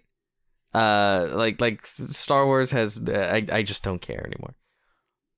But because of that, like, would I like to see 70-year-old Samuel L. Jackson with a purple lightsaber? You know, just like, you motherfuckers. Probably won't say that, but he'll just be like, get the fuck out of my way. Well, he won't say fuck, but he'll be intense. Would I like to see that? Yeah. It's I'm sure that'll provide a certain level of entertainment and fucking dopamine in my brain and make me go, oh, ha ha ha. Like, they're not gonna ruin anything by bringing him back. At least not in my eyes. It's already. Again, that's I don't what I care. did. Speaking Just, like, of to point Oh that my out. god. Guys. You know what? I am sorry that it takes a man to better explain your ideas. I'm sorry. Okay, speaking of bringing characters back, what did we think of Qui-Gon? What? Listen, okay, that to me was their big cameo, and Yeah. I'm fine with it because it was the end and it was like 5 seconds. At least it wasn't something stupid. It made me laugh so hard. Right? Because like the whole show, they're really like laying it on thick. Yeah. Like Qui-Gon's coming back. And at the very end, Qui-Gon's like, yo, Here where he you is. been? And he's It's like, like, it took you long enough. It took you long enough. And then it's like, all right, let's get They out of did here. a hocus guys. pocus. Yeah, they literally Yeah. did. I had to wait for a virgin to light the What black flame took you candle. long enough? Oh my god. No, but for Yeah. real though, there are some things here that make you laugh though. Like the I know that- Uh-huh. yeah, go ahead. The first time we see Qui-Gon since 1999, and it's the most sassiest shit ever. It took you long enough. Like, that's some good shit right there. I ate well in that cameo. I have mixed feelings about. Look, the duel was pretty great, but I have mixed feelings about a lot of the reused dialogue because I can't get over the fact that it really made my eyes roll. Because I mean, I don't know if it's just me because like I'm a big Star Wars fan and I can like pinpoint like that exact line and it was used elsewhere, but like when the duel begins and Kenobi says the exact same thing as the last one, which is I will do what I must. Yeah. That's the fan servicey stuff that really gets to me. And I'm like, this is just annoying. Like, you know, when they're writing that, they're like, oh shit, fans are going to lose their mind. Yeah, like they're all so proud of themselves as they're writing it. The 2-finger point that he does with the lightsaber and all that shit. And then the Vader... I know. The hello there. The hello there was... That was really cringe. That was the point where I threw up my arms and I'm like, I give up. Because it's like they build it up so much. Like he walks towards Luke, dramatic pause. Speaking of building up, what did you guys think? Because this was a huge like thing that people kept saying and bringing up about them not playing the themes. Okay, throughout the show. That was weird. I think that is weird. The thing with the hello there, I saw it coming. When it happened, I was like, okay. I thought immediately Leo DiCaprio, that meme, Once Upon a Time in Hollywood. Does the point, yeah. Yeah, when he does it. That's basically what everybody at home was like. And a lot of people were like literally waiting for that. But everybody knows that as like, it's a meme in and of itself, the hello there from Ewan McGregor and hello there. But like, I don't think of it that often, but I did go back to check. The scene in A New Hope where Obi-Wan's first scene, he does say that. Literally, hello there. So it's like, okay, I guess I can buy it. It didn't piss me off. It just made me laugh. Because I know a lot of people were like, yay! I'm like, really? This is all you needed, right? Was to like, and then you add that, you pad that with the Qui-Gon cameo. They and said like, A+ after that. Literally, right? That's they said all the Oscars, all the Emmys. Exactly. And it just goes to show you, it's like, that's all these assholes want. It's just the same shit. And they just want to be served.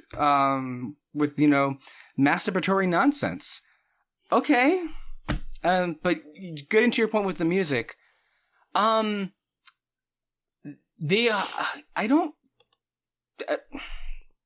don't remember much of the music. The music wasn't good. The only one I is very forgettable. The only one I recognized was Obi-Wan's theme. Because I've been listening to it. That's the one that John Williams wrote. And it's quite surprising because it's Natalie Holt and she composed the music for Loki, which had a great score. So I'm not sure what happened here, but I think, yes, there was a notable lack of main Star Wars themes that weren't included in this. That's for sure. I mean, there was a hint of Luke's theme, wasn't there? Or the Binary Sunset? Wasn't there a hint of it somewhere? The Force theme is kind of sprinkled throughout Obi-Wan's theme. Sure. Because like the thing is that I don't know if you saw a Sideways video. We know. But, like it's like but like the Force theme was supposed to be Obi-Wan's theme, you know, and so like it's nice that they like incorporated that in some capacity, but like it's so interesting, like. Again, where people are like arguing, oh, it's not about Obi-Wan. His own theme song is playing above like other iconic film scores. I don't know how like on the nose he could be about like this is Obi-Wan's story. Yeah, I don't know. Like I felt like when because I thought that they were gonna play to death Leia's theme when they introduced her, but no, they saved it for the very end. I thought that they were gonna do that with the Imperial March. Yeah. Which honestly, I'm glad they didn't. Mm-hmm. Because he's in a lot of the show, and to be playing that over and over and over again, like I think that it was more impactful the way that they played it. Which is what I thought that they were gonna do, and then other people are like, you don't play it, like blah blah blah. And it's like, dude, like, can you not see what they're doing? Like when the moment a little bit. Like, in terms of character beat, like, the reason why the song plays is because, like, that completes his, like, journey from... Because there was some semblance of Anakin left, somewhat. And then the fact that, he tells the Emperor that, my business with Kenobi is done. Like that's the last you're gonna see of that. That's like him like completely throwing away his old life. And Well, I think it's because the Emperor noticed that there was a very clear weakness in his connection to Obi-Wan. So that's why when the Emperor's like, you're still after him, really?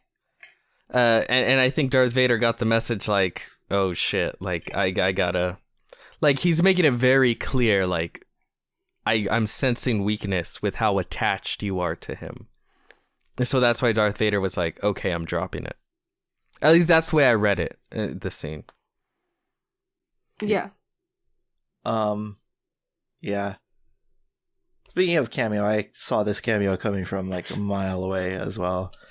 Some of them I can't predict because it's like, why? And then they happen and it's like, okay. In this show or in general with Star Wars these days? In general with Star Wars, sometimes it's that character I know that popped up and it's like, okay. I will say, I mean, to give this particular show its due, nothing really from a cameo standpoint upset me, whereas the other ones... Yeah. Like, it made sense. Exactly. Like, it fit well, rather than have... What's his name? Cad Bane show. Oh, yeah, we see Liam Neeson, we see Ian McDermott. Yeah, it makes sense for them. Fit, though. The issue with Cad Bane was they introduced him in the second to last episode. And then killed him in the last last was the episode. fucking issue. Yeah, they didn't turn him into a character. But yeah, I mean, Mandalorian is all literally just characters that are like, remember me? I was in this other thing. Probably made by Dave Filoni. But in this, like, they actually serve like a point. Like, seeing Qui-Gon at the end completes his arc of where he is, with the Force. Same with seeing Palpatine again. And by the way, like this, like I'm so glad I got Palpatine in this capacity over the last time we saw him. Remember that? No. Somehow No? Palpatine has returned. He's cloning himself at the moment. You know what? I'm sorry. That might be my favorite line in all of Star Wars now. Really? Somehow Palpatine. The exasperated look, like somehow Palpatine has returned. like he's not scared or sad or anything. It's just like inconvenient. We're really doing this? Okay. Somehow Palpatine has returned. Like, oh god damn it. And Okay, that's all fine. the explanation that film felt it needed. Yep, somehow he's back, and he's back now. Like the way that it The dead speak. Oh yeah, that's right. The Yeah. dead speak. Yeah. Please. The way that he sounded, it was like almost like a manager telling the staff that they're gonna get an office visit soon. Another complaint that I thought was kind of weird that people were having. Oh shit, I just lost it. Hold on, continue talking. Peter had. Well, I a thought. remember. Oh, I mean, this has nothing to do with Star Wars, but the first reactions for Thor: Love and Thunder dropped. Fuck, really? And we're doing a show? Damn it. All right. Well, Alexis can't help himself. I knew he would be very excited to go through this, so I had to let him know. I have to. Oh, okay. So I, personally, like, there are problems that I have, but like, overall, I love the show. Like, I feel like Clone Wars aside, this is the most alive I've felt about a Star Wars property since 2017. And it probably will be the last one in a long time. But yeah, also like the thing that I feel like I was most afraid of is like this property existing at the expense of A New Hope. No, actually, I feel like it kind of a little bit enhances some like things. Like Leia becomes excited and all that stuff. And when what's it called? When Obi-Wan sees Luke and Leia together before he dies, and just like the mission accomplished look that he has, I think it's a really it's well executed, I feel, in what they do. Moreno, did you find what you needed to talk? What you wanted to say? Oh wow. But yeah, I love Obi-Wan. I would definitely put this on like the list of rewatchability and rewatches, in Star Wars, which Oh, I remember. Okay. They're complaining about how Obi-Wan is not strong with the Force. Well, they're idiots. Let's move on. They're idiots. They emasculated Obi-Wan. But you know what? I think that kind of disappears because at the end he throws a lot of fucking rocks with his mind. So, I mean... Yes, that does happen because, he has an arc. But in the beginning... Yeah, but it's because they're poop heads. Like, Yep. there is poop in their head instead of a brain. Yeah. Like, they don't want characters to grow, or they just want their favorite characters to look badass and be badass. They don't want stories. And say badass things. They don't want stories. They don't want arcs. They don't want progression. That's why Mandalorian is the popular one, right? That's the one. That's why that show's successful. Guess what? You know what his first scene is? Him being a cool, badass guy. And then that's it. That's his character. That's what he does. And there's a baby Yoda next to him sometimes. I could bring you in hot, or I could bring you in cold. Yeah, imagine like thinking that's like the cream of the crop of storytelling. Also, like in the second, I think it was the second episode, where he was struggling when Leia fell and he had to use the Force to catch her, and they were like, "Why is he struggling? It looks like he was about to have a heart attack." Blah blah blah. Because he cut himself off from the Force and he hadn't used it in a long time, and it's pretty obvious. And again, you wouldn't have an issue with these things if you just had common sense. If you knew how to read a story, you wouldn't have these questions. And the reality of it is, we're living in a time now when most people are rather gay. Pride Month. They're illiterate when it comes to cinema. Oh, that's not what I thought. Okay. But that's what we're saying. Oh, okay. I came in. I'm sorry. What did you say? I thought we were talking about Pride Month. Never mind.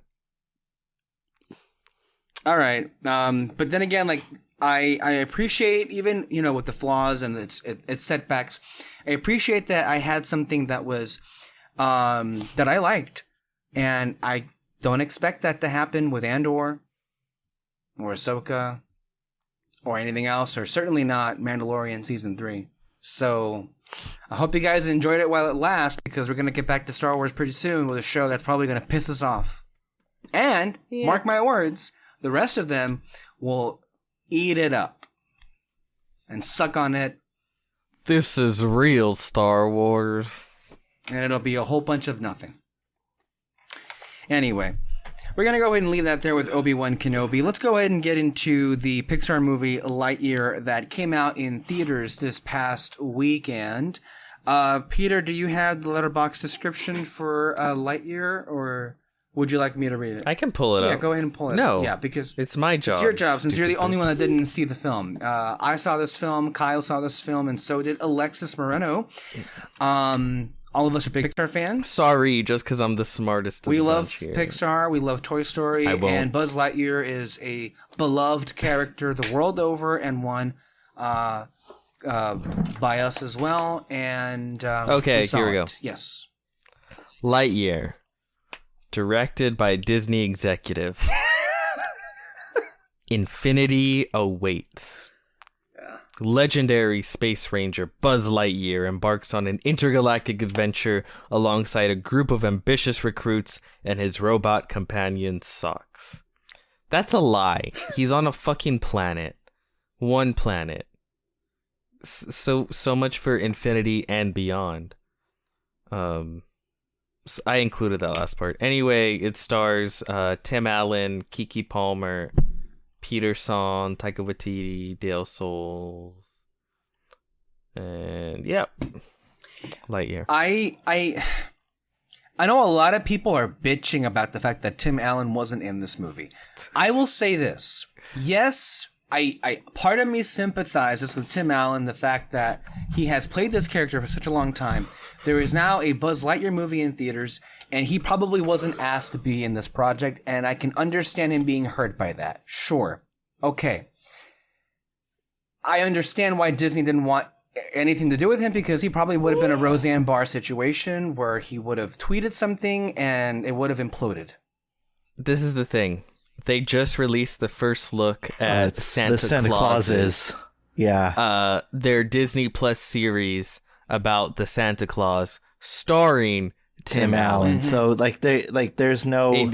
Oh yeah, there's no excuse. No, well, I wasn't suggesting that there was any validity to people saying that he was canceled by Disney. That was bullshit. When anybody ever says this person was canceled and it comes from a right-leaning person, they're bullshit. They're hypocrites. Always remember, the right wing is pro-cancel culture. Their lawmakers literally cancel free speech all over the place. So go fuck yourselves. I never listened to any kind of that critique.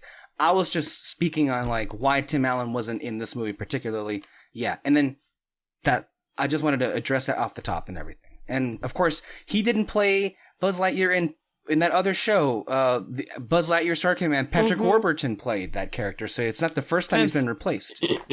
Different though. That's because they didn't got the money for it. He actually did play him in the movie. Sure, yeah. Not the show though. That was a different situation. Patrick Warburton did a good job, from what I recall, playing the character on the show. The Lightyear show. Yeah, and it's pretty hilarious to me how Buzz Lightyear Star Command was, a pretty well-received series, and that Disney has gone to great lengths to just outright erase that show from existence. It's not on Disney Plus. It's hardly been mentioned, and this is okay. And from what I remember, we were it was talking more about this earlier. Oh yeah. No, go ahead. The marketing for this movie was so bad. So bad. Incoherent, I think is a good word for it. Incoherent. They literally had Chris Evans, Kiki Palmer, and Taika Waititi. And there's no interviews with any of them together. Well, the trailers I don't think were very good. Let's be real about that. From any kind of perspective. The trailers were not good. They weren't good. They weren't that exciting, and they also were confusing because, wait, this is about Buzz Lightyear, but it's not the toy Buzz, it's this other Buzz. It was weird from the get-go, and they never got themselves a good enough explanation where people felt bothered to go see this. And I feel it also hurt the movie, but that's just from the marketing and everything. No, it did. I 100% believe that it did. But anyways, the movie. Wait, what? It was okay. Yeah, it was what it was. I don't know how Peter has these thoughts sometimes, but maybe I don't know, maybe he has some kind of aspect to him where he just he thinks of good ideas. When he first feed his or he ego. steals them. Okay, those are two very different comments. I never for a minute considered when this film was announced back in 2020 that it would be live action. But when he heard the news that there would be a Buzz Lightyear movie, Peter thought it would be a live action film. And when he talks about what that movie would have looked like, I would have loved to have seen that film, and it could have worked. Well, I mean, this kind of ties into what we're talking to. The whole reason why I just immediately assumed it would be live action is because why would you hire action star Chris Evans to play Buzz Lightyear when Tim Allen plays Buzz Lightyear? If you're just going to do a voice, what's the point? So my thought was like, oh, the reason why they got Chris Evans is because, you know, he's got the steel jaw and the look, and they're gonna put him in a big clunky Lightyear suit, and it's gonna look goofy and awesome, and he's gonna fly around on the little wings and go pew pew pew pew pew with his laser at big CGI aliens in space, and be like, that could be fun. But no, it was the real man behind the suit. The toy. We gotta do our version of like Apollo 13, but in super space. I don't know. Anyway, and I agree with that sentiment too, because like the thing is that like you had Chris Evans, you know, and he's already played a character that's a Boy Scout-ish a character, and to have and to not do anything like remotely of it, I think is a complete misfire as well. And the whole film, quite frankly, is a misfire. Like when I think about this movie, well, I don't really at all, but when I think about what it was like to see this film, to me, it was perfectly serviceable. It was competent. I mean, not with one glaring exception, but I think for the most part, it was an enjoyable movie, and it was mostly fun, I guess. But like, that's just not good enough for me any longer. And it just, if it had been an original property, and if I still felt that way, well, at least it was a new idea, and at least it came from the right place. But from the get-go, when I think about Lightyear, and when I see the film, it didn't feel like a story that anybody really wanted to tell. Like, when I look at Turning Red, when I look at Luca, when I look at Soul, even when I look at Onward, the previous 4 Pixar films, all of those directors and writers were there to tell a particular story that was so important to them. And the whole film was wrapped around that thematically, wrapped around that big idea. And you had that vision. And I felt they were all executed rather well. And then you get to this movie, and I feel like it's like in search for an identity. It's in search for a reason to exist. And the reality is, this only exists because Bob Chapek, the head of the Walt Disney Company, asked them to make this movie. It feels exactly like what would have happened if John Lasseter were still in charge of this company. And during the John Lasseter years, when they were just greenlighting sequel after sequel after sequel. This feels so entirely pointless and needless, and it just is just a waste of time for me. There's honestly nothing remotely interesting about it. It's just so lackluster, abysmal, pointless, and it also misunderstands what I feel Toy Story fans would want out of a Buzz Lightyear movie at that. And then it's just even more of a, well, it trips on itself even further when it opens with like, this is the movie that Andy saw in 1995, and then all that does is like, you know, beg more questions that make no sense. I think it all can be boiled down to this like illustration poster that Disney Pixar released, where it had Andy and his toys in the theater watching that movie, and I think it's all encapsulated in that. If any kid did that, God. Well, the thing is, he was the only kid in that illustration. It was a theater full of adults, and he just happened to be the only kid. And then, of course, the toys from Toy Story are there, and they're supposed to like. The idea is, oh, so they must have been like idiots in Toy Story, because how could they not have recognized Buzz Lightyear? So again, I'm just like, the people behind this film clearly had no idea what they were doing, and I don't think they cared. And I, quite frankly, am happy that it is not doing as well as it was projected to do, because it is finally an example and a big fuck you to Bob Chapek that IP doesn't work all of the time. Nostalgia plays do not always work. You gotta have something there that's an actual good story. If not, this is what happens. And I think I feel it's kind of the reason how it's performing is a combination of its disastrous marketing campaign, its lackluster trailers, and overall the film, you know, missing a point and then being underwhelming all the same. To me, it is probably the first time Pixar has released something where I feel absolutely nothing for it. Whoever's next. I thought it was quite funny. But that's it. Like, it's okay. Like, earlier, me and Kyle were talking. I watched this movie yesterday. The day before, I watched the Chip and Dale movie. Far more impressed by the Chip and Dale movie. Yeah. Because they get, like, the fundamental things of, like, what makes Chip and Dale Rescue Rangers, like, so, like, nostalgic in the first place. Versus, like, Lightyear. Yeah, they had, and I counted, it was 12 repeat lines from the Toy Story franchise. You know, they were like, oh, remember that line? Remember this line? Literally, Mm-hmm. yeah. You know, and all that stuff. Which I thought was... There was some moments that I did enjoy. Like I said, I thought it was pretty funny. I thought that the one-liners, like, they worked for me. Yeah. Mm-hmm. It's an enjoyable film. It's not god-awful, but it just seems so empty, you know, Needless. these Yeah. days. Needless. And I say this as somebody who's 27, has watched Pixar films his whole life, and I know for me, this is everything I'm not interested in. Will children find this enjoyable? Sure. But I don't know.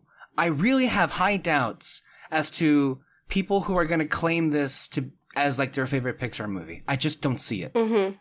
Yeah, I don't either. No. I will tell you this. 7-year-old me would have loved this movie. I think 7-year-old you would have gotten a better version of this movie. I'm just going to be real with you. Because I think that those were the days that Pixar was, well, for lack of a better word, trying. I mean, they're trying now. They're trying their trying ass now. off. Well, I mean, everything, right? Luca, Wait, Onward, Soul, you know, even, you know, from what I saw, don't butt in with this one. From what I saw of Turning Red, it was pretty fantastic. So, like, they've been trying their ass off. I mean, I don't think there's been an IP since Incredibles 2. No, it was since Toy Story 4. Again, of course, you would forget that movie. I forgot. Exactly. I didn't mean to imply that they weren't trying these days. But this era, these films that you just brought up, was a relatively recent change. We're in this new era. I was referencing the era that came before. Because we had a whole decade, least we forget, of many Pixar films that, quite frankly, weren't very impressive.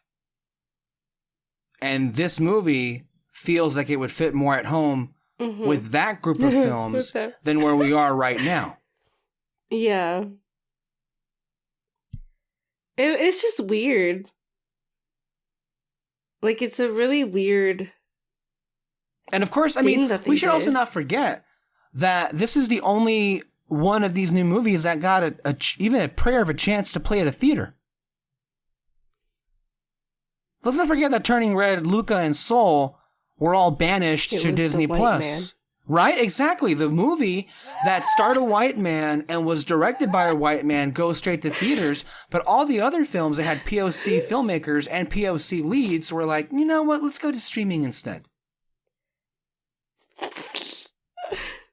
It's quite funny. It's just, yeah, and look, The way you say funny. it's quite funny.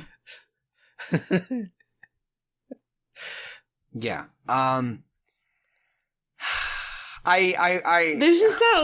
not much to say. Like, it was okay. Like, the story, honestly, like, it was fine. I just, like, to me, wow, like, the executives at Pixar really were like, they thought this was good enough.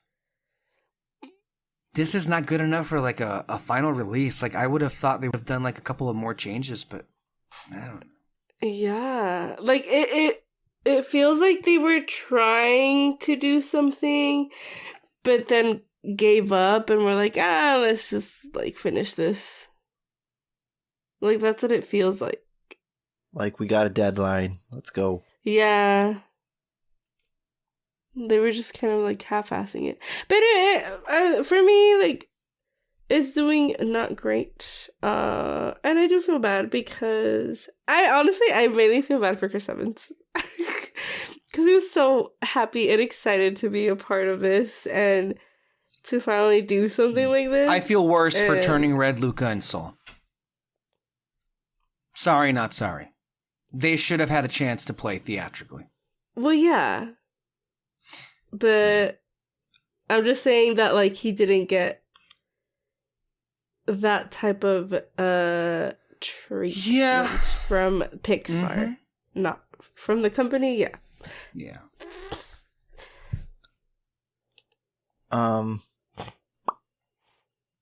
Yeah. I was entertained. Is it the best? It's a very mid Pixar quality film. Real quick, since we're already here and we're waiting for Peter to come back, I don't know where he went. Do you guys want to share where you place Lightyear on your Pixar lists, your updated Pixar lists? So with Peter can't really speak to it because he hasn't actually seen Lightyear, and I don't think he intends to, unless maybe in 45 days when it drops on Disney Plus, he'll catch it. But I can't expect him to be much kinder. Alexis. Mine is out of 26 movies, it's at number 20. Yeah. Okay. Kyle, did you know where yours was at? Okay, so mine, I have Lightyear at number 18. Okay. So, Peter, we were just wrapping it up with Lightyear, asking where everybody put the movie on their ranked lists. Moreno put Lightyear at number 20 of 26 total films. Kyle put Lightyear at number 18, right? Of 26 films. And I put mine at 26 at the bottom of the barrel. Sure. Moreno, is it above Up? No. Okay. Actually, Peter, if you'd like, I can share the list with you. If you're that eager to know. No. No? I'm not. It's changed a little bit. It has. As long as it's above Up, I'm good. Well, you can see it for yourself. It's there. I went ahead and went against your wishes and shared with you, just so you can see the reaction. Well, that wouldn't be the first time. So I can see the reaction. Oh my god. This list. So. Is this specifically Moreno's? Yep. That is Moreno's list. Okay. The last time we did a recording with the Pixar ranked list was 2020. Oh, wow. Incredibles 2. That's something. No, it's The Incredibles, the original movie, is number 1 on her list, and Incredibles 2 is dead last on her list. Wow. Wow. Not a fan of Soul, I see. Toy Story 4, wow. Not a fan of Toy Story 4 on this list, yeah. Wow. I mean, I guess I can say you put Up above Finding Nemo and WALL-E. So, Turning Red, Luca. I really liked Turning Red and Luca. Okay. I'm not angry.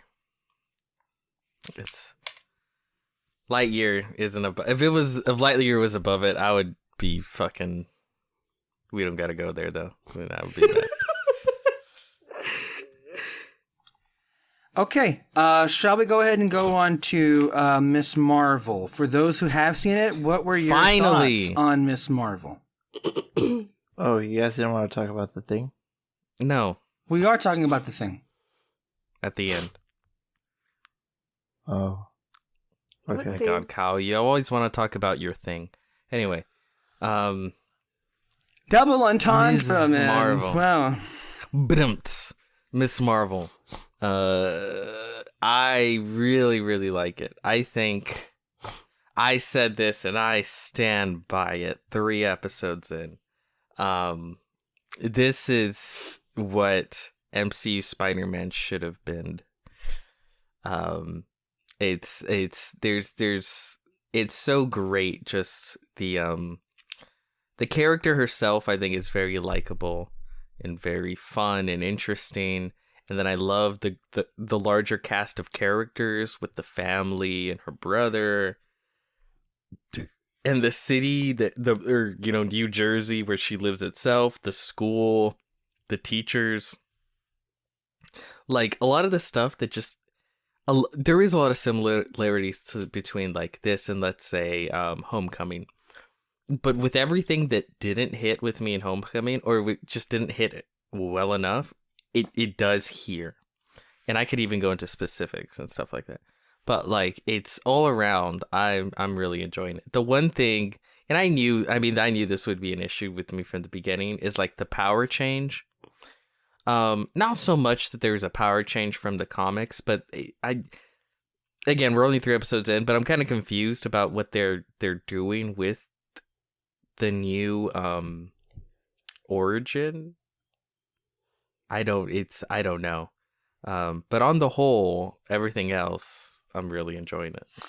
I mean, to me, the origin seems rather straightforward. Is it? I mean, they're I haven't been that. I mean, explain it. They haven't revealed the whole thing, but her powers come from this bangle, and the bangle comes from these group of people who are known as the Jinn, and then they came from the different dimension. And I guess the bangle itself gives her Green Lantern powers. Isn't that what it is? She is descendant of a race of interdimensional travelers called Jinn. Yeah. The bangle is not technically gives her power. It unlocks the power within her. Yeah. And they get the bangle off of what looks to be a Kree in a temple that looks like it was built for the 10 Rings. Oh, yeah, that's right. Yeah, Alexis? In the comics, she gets it by an explosion? She gets it through Terrigenesis. She's an Inhuman in the comics. She's an Inhuman. But of course, we can't have I kind that. of like this better. Well, anything not to reference Agents of S.H.I.E.L.D. Exactly. Right? The less references, the better it is. That's exactly how this cinematic universe intends to conduct itself, so have at it, Haas. To be fair, I was talking about the comics, not... I know.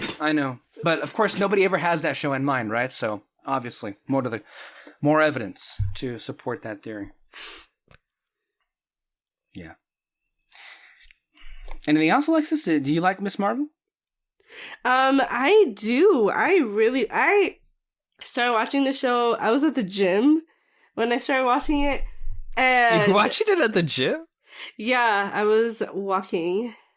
Oh, walking. And I started playing it, and I literally kept looking around to see if people were watching it, and I was like, oh my god, this is so good.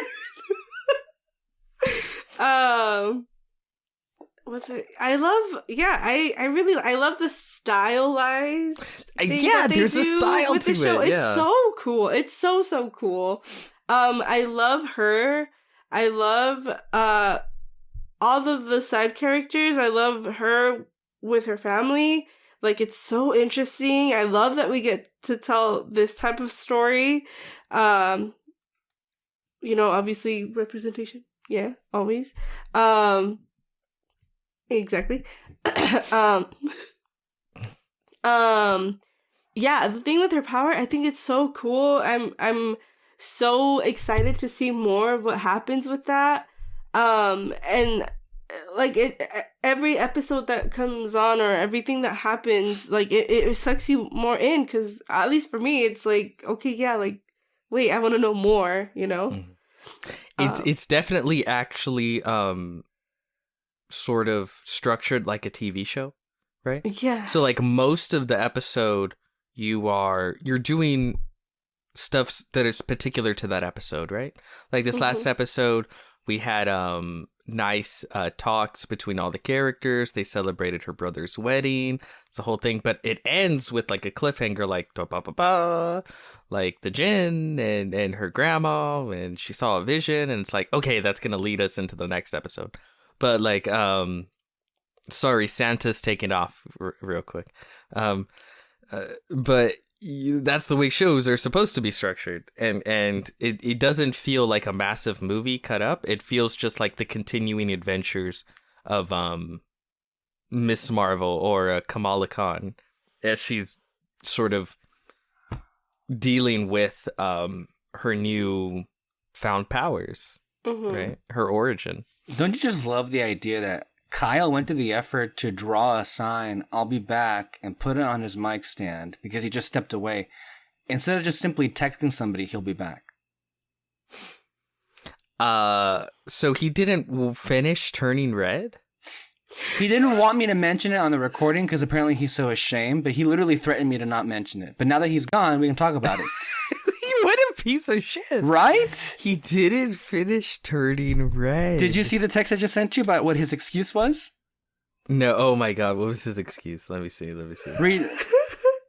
He was watching it, and then someone came and changed it to watch something else, and he never returned to see.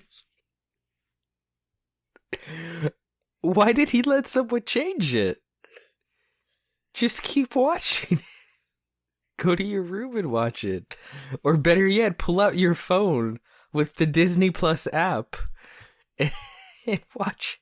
You know how much time has like passed since like Turning Red came out? Like I purchased the film. It's available digitally on our shared like movie locker. And like nothing. Like, I don't understand. He was bitching for days about being locked inside because he got COVID again. For 10 That's plus, right. almost 2 weeks, he was bitching about, like, being so bored. And he couldn't, like, be bothered to go back and watch or finish Turning Red? It's not even a whole movie. Half a movie. Maybe an hour tops. You couldn't finish it? But yet he finds the time to, like, make that sign he just put on his mic stand. I don't understand him. Like, Turning Red was so good. And I would just... And hilariously enough, Turning Red has a lot of similarities to Miss Marvel. The family dynamic, but, like, I put Turning Red in my top 10 Pixar updated list because it's so good. It's Top so 10? good. Top I haven't 10. updated my list. Maybe I should. Turning Red's great. I don't know, like, if anyone hasn't seen it, but if you're listening, go and watch that film. I know it got a lot of, like, it itself, because it happened to be a story featuring a lot of minorities, happened to be the victim of so many, like, disgusting and bullshit attacks. Periods. Ooh. I know, oh my God, that was a whole different thing. Can you believe people You're bitched gonna about sit there periods? and tell me periods aren't scary? You're gonna try and say they're not scary. They're very scary. Ooh. And then, you know, since we have this time, he just can't go. I know, Alexis, you haven't had the chance to, but I mean, at least you saw something. But Kyle never finished Peacemaker. Did he even watch it? I think he watched. I don't even know if he got through the first episode. I'll be real. No, I don't think he did. I at least got a few episodes in. Yeah. I haven't finished it either. But He could have watched that during his lockdown. He could have watched Miss Marvel. There was one episode at least. He hasn't seen anything of Miss Marvel. He hasn't seen Miss Marvel at all. Why do you think he just walked away? Do you not think he would be talking right now if he'd God. seen Miss Marvel? He hasn't seen Miss Marvel at all. And it's been 3 weeks since it's been out. And also remember, he was the big cheerleader amongst our group for the Captain Marvel movie. You'd think, somewhat loosely, he'd be interested in this show, which is, by the way, and yes, offense intended to that abysmal movie Captain Marvel, but this wipes the floor with Captain Marvel. This show. Completely left and right. I just don't understand. Kyle's gonna be disappointed that he decided to come back.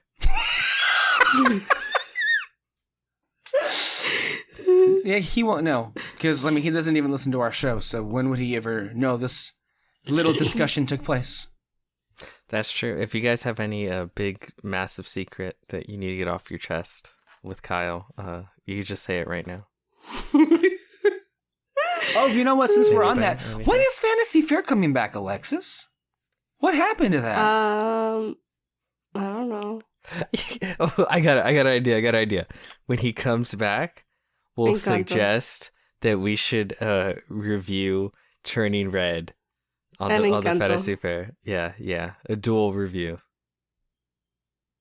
when he comes back. I won't say I won't mention that I know that he hasn't seen it. I'll just be like, hey, Fantasy Fair. Turning It's red. just so weird. Like, I cannot believe Encanto was literally the death of Fantasy Fair podcast. Because, like, there was never even, the review never happened. At all. Because I kept saying, let's do it. And then, first of all, no one answered me. And I said yes. you were the only one. I would be there. I was going to go there. Why would I miss that episode?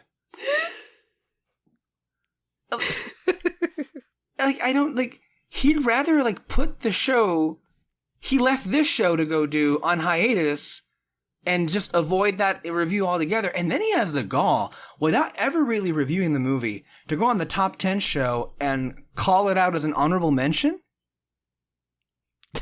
With no explanation whatsoever? He knows that he was wrong. He knows it in his heart. He knows it. And he can't bring himself to face the music? He can't. Well, look at what he did right now.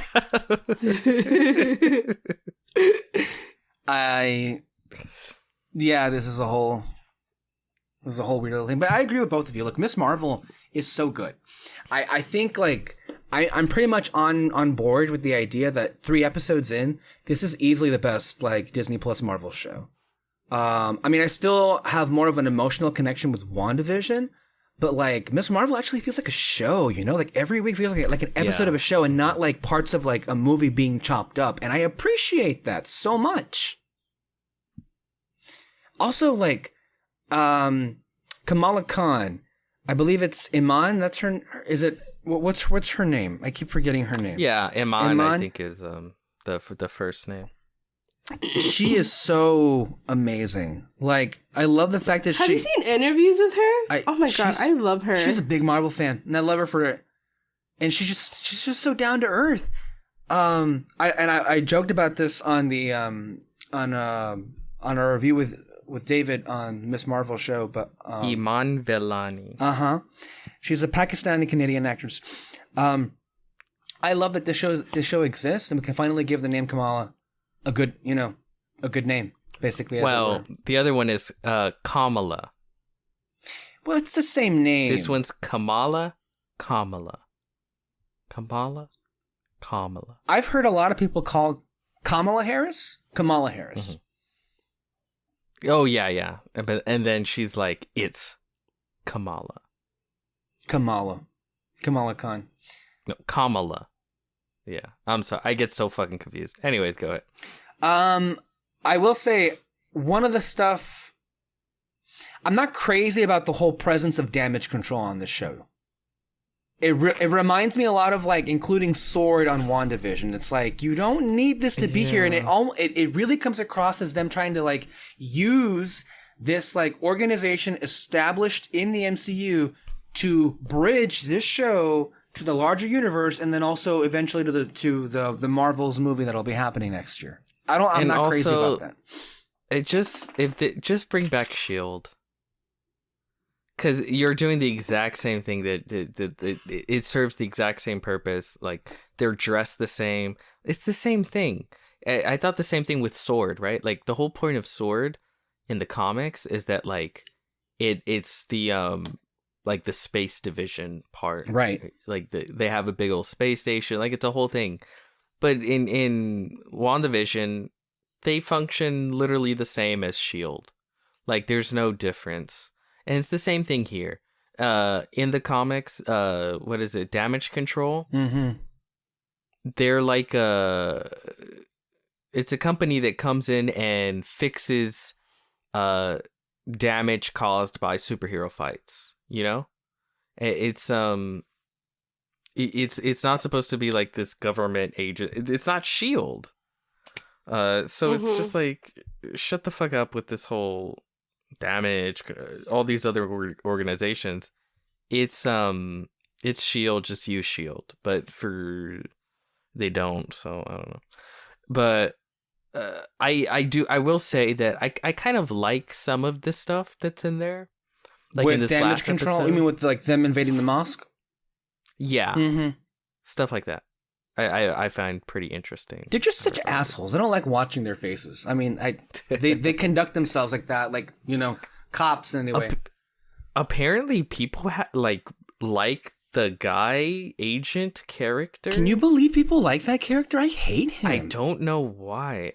But Who? he's not even like The guy that you saw noticeable in No to Way me. Home for like 2 seconds. He interrogated, you know, Ned and Peter and Zendaya in No Way Home. Though, I mean, he's not even memorable. Exactly. Like, I don't know why people are pretending like he's a thing. Like, I guess they're making him into one. like he took up a whole post-credit scene, like this big reveal. It's the Yeah. guy. Remember, it's the guy. Like, who gives a shit? Yeah, and I saw people go like, "Oh, it's him," and I'm like, "Him who?" Why do I care if it's him? Like, Yeah. why do you care? God And then they're like, and then when I saw who it was, I was like, "Oh, okay, Okay. I guess whatever." No, but like props to the show for like, you know, displaying Pakistani Muslim culture front and center and making this family a core part of the show and featuring them in every single episode. Again, Yes. a lot of other Marvel Disney Plus shows that have just like left them by the wayside in episode 1 or episode 2. Remember Falcon's sister? How she kind of kept coming in and out of the story, but not really in the story? It's Yeah. nice to have this family dynamic actually involved here, and they all feel so alive. They all feel so real, and I love all of them. Protect them at all costs. And it's like why, like they're the reason why things happen in the show, because it's like a direct, like thing with. I'm sorry, what is it? Kamala, whatever. Kamala. Kamala. Yeah. I got confused after you guys kept saying it. Everybody does. Kamala Khan, not Kamala, Kamala Harris. Khan. Kamala. It's easier to remember when you add the Khan part. Kamala Khan. Yeah. You know, like the convention thing, and then like the way that they use it's a little bit triggering also, because like the family dynamic, like how the mom is very controlling and stuff. I knew like, you would react to that way because I reacted that way too. A lot of the bullshit she believes in, the generational divide crap, is so infuriating because I know you see it in your life the way I see it in my life. It is horse crap. And it's brilliantly depicted. I mean, it is genuine, but the idea that people believe and act like that is, jeez. I really loved the part where they're trying on dresses. And oh yeah, the guy is like, who's doing it? It's like, oh, she's too short, and then the mom's like, she's not too short. Your dress is too long. And then like the friend comes in to gossip and talk shit, and then she's like, she's too short. Too short. And then the mom's like, that whole scene is so good. Yeah. Even like how they talk about other people, like the person who's traveling, that she didn't get married and she decided to travel, and they're like, the fuck, like, yeah. She's basically They're like, you know what she's It's not so- gonna find? A like, ring it's- on her finger. it's a little bit. I mean, I feel like a lot of people are gonna think it's very like exaggerated, but like no. Maybe white people would feel that way. I mean, let's be real about that. But if like you're from a lot of these cultures have a rather backward / conservative point of view when it comes to these the way life should be lived, shall we say? And I think you see that. Very traditional. Yeah. Yeah. I mean, I don't mean to. Go ahead. no, I was done. Go ahead. you're Alexis done? was, Okay. but Go ahead. Like my favorite one. I mean, I feel like a lot of people like it hit deep with a lot of people.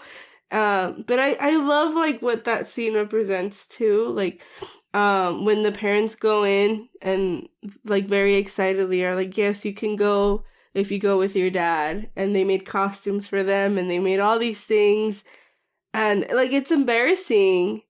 But they're also trying. Yeah, They're trying really hard, and yeah. she just shuts them down. like they made And those she costumes feels overnight. guilty. Like I think that is such like a good way to show this family dynamic and the way that these families work, where like yes, they're very controlling, and yes, like they treat her a certain way because she's a kid and she's a girl, you know? Girl. But like that guilt that she feels afterwards, you know, after like what she did and how they respond to her as well. I don't know. I love that. I love that they showed something like that because it shows other people as well. Like, you may not agree with a lot of the things that the parents do, but like they're still a family and they still, you know, respect their parents even though they think these things and they may not agree with them. You know what I mean? What I really like too is with Kamala, her character, she's not, because with so many of them, they have to be like experts at stuff. Like, she's not a genius. Bruno's a genius. She's not. Her whole thing is her mind like she needs some Ritalin. Yeah. She's like when her he mind tells always her, wanders. just ask. Yeah, but like her whole thing is like her head's always in the clouds, you know. And I don't know, I like that aspect to the character because I feel like a lot of these heroes that we see, it's like this is a super genius and this is a perfect soldier, and this is a, you know, and when with her it's like, yeah, with her it's like this is a kid who can't stop looking at the clouds when they need to pay attention to the fucking test they're taking right now. Like, that's her. But it's also like super, super endearing, I think, with her. Like, because I think the whole like Avengers superfan thing could come off really fucking annoying. Oh yeah. Like, but it doesn't. No. It doesn't. It's cute. It's endearing.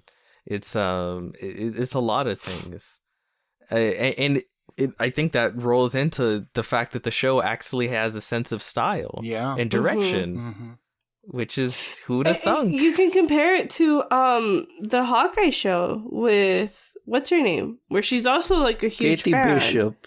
Oh yeah, Kate Bishop. Where she's a huge fan, but she has to be perfect at this one thing.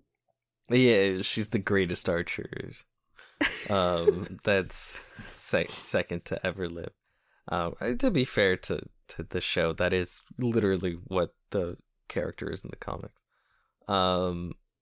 But no, that's why Kamala Khan, and then reading the comics too, because I told you guys don't listen to the podcast, so that's fine. But I said it many times, is that I love the comics, and they came out 2013. Like, they debuted very recently, time wise for the character, at least debuted. And I love the comics because to me they always felt like a modern day Spider-Man, right? Like if the Spider-Man comics were to have premiered in the 2020s or the 2010s, because it really is just like this spunky kid that is looking for something greater in a world full of greatness, but they have their hometown, and they have their parents, and they have their school, and their friends, and this very little life, but with very big powers and a responsibility to do something with those powers. And yeah, I don't know, it hits all the stuff I like about heroes. Like when she does her first saving of a citizen, and it she kind of fucks it up. But it's also like a classic superhero thing, like the kid's hanging off the side of a building, and she comes, yeah, for sure. But like, there's like, for one, there's an actual like people looking, like there's people around to see it, which I think is vital to superheroics. And she's rusty, like she's new at it. She's not that great. So the kid didn't die. He might have broken an ankle, but he didn't die. And like that whole sequence, I don't know, that's to me like classic superhero stuff that I really connect with. Kyle, how did you feel? I have yet to see it.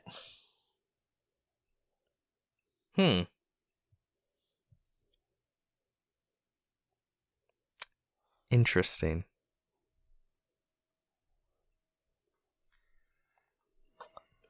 No one wants to ask why?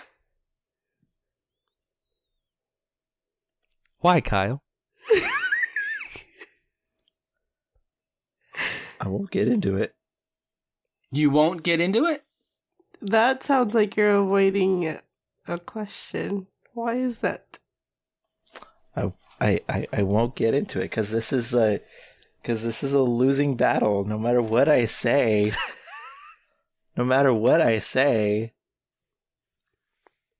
it will not suffice. I mean, people just asked for a reason, Kyle. Why haven't you seen the show? That's all they want to know. I mean, it ain't rocket science, right? I know, but like you see that there's a difference between audience knowing and you guys knowing. And if I give the audience purview of why I haven't seen Miss Marvel yet, then you guys will know it. And like that's a bad thing? No, because here's the thing. Like, no matter like what I say about like anything, like it's like the anti-Miranda rights, or it is the Miranda rights. Anything I will say is held against me. Okay, what's the answer though? I'm not gonna give it. Okay. All right. Let's go ahead and finish this thing off with our experience at the movie theater. Yesterday, we went to a Fathom Events at our local Cinemark, and this was the 40th anniversary screening of John Carpenter's classic horror film, The Thing, originally released in 1982. This was mine and Kyle's first time experiencing this wonderful movie. If Peter would like, you can go ahead and go on Letterboxd and, just for the hell of it, go ahead and read the description. The Thing, directed by John Carpenter. Man is the warmest place to hide.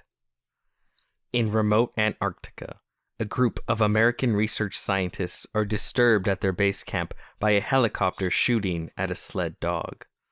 When they take in the dog, it brutally attacks both human beings and canines in the camp, and they discover that the beast can assume the shape of its victims.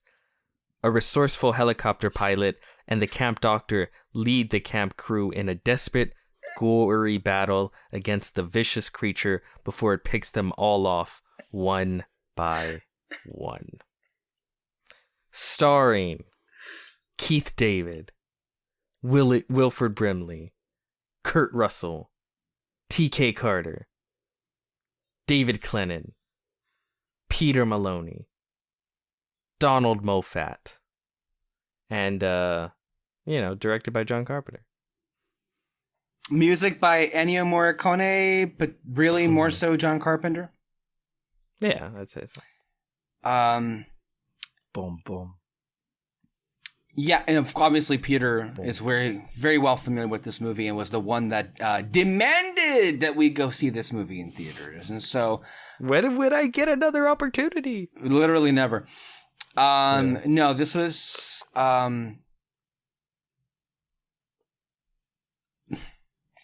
It was just so nice to see a movie like this in a theater again. Like a really old film, but played on screen. And it was just like, man, that film has so many qualities that make it great that are just nowhere to be seen with the movies that we see nowadays. Just absolutely nowhere. Lost art when it comes to practical effects, when it comes to obviously the makeup and the special effects and everything, because obviously that was a time when we didn't have, VFX we didn't have like CGI basically to be the bulk of all this stuff.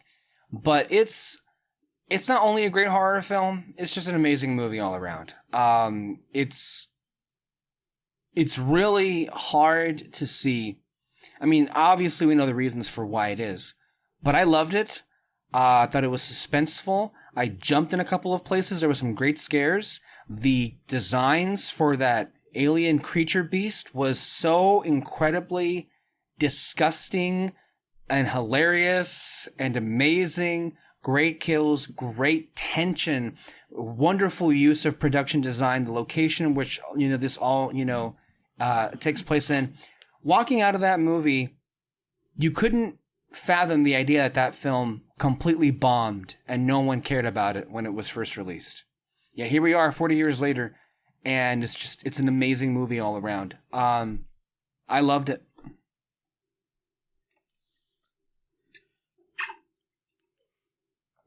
Also Aliens, so of course I'm going to like the movie.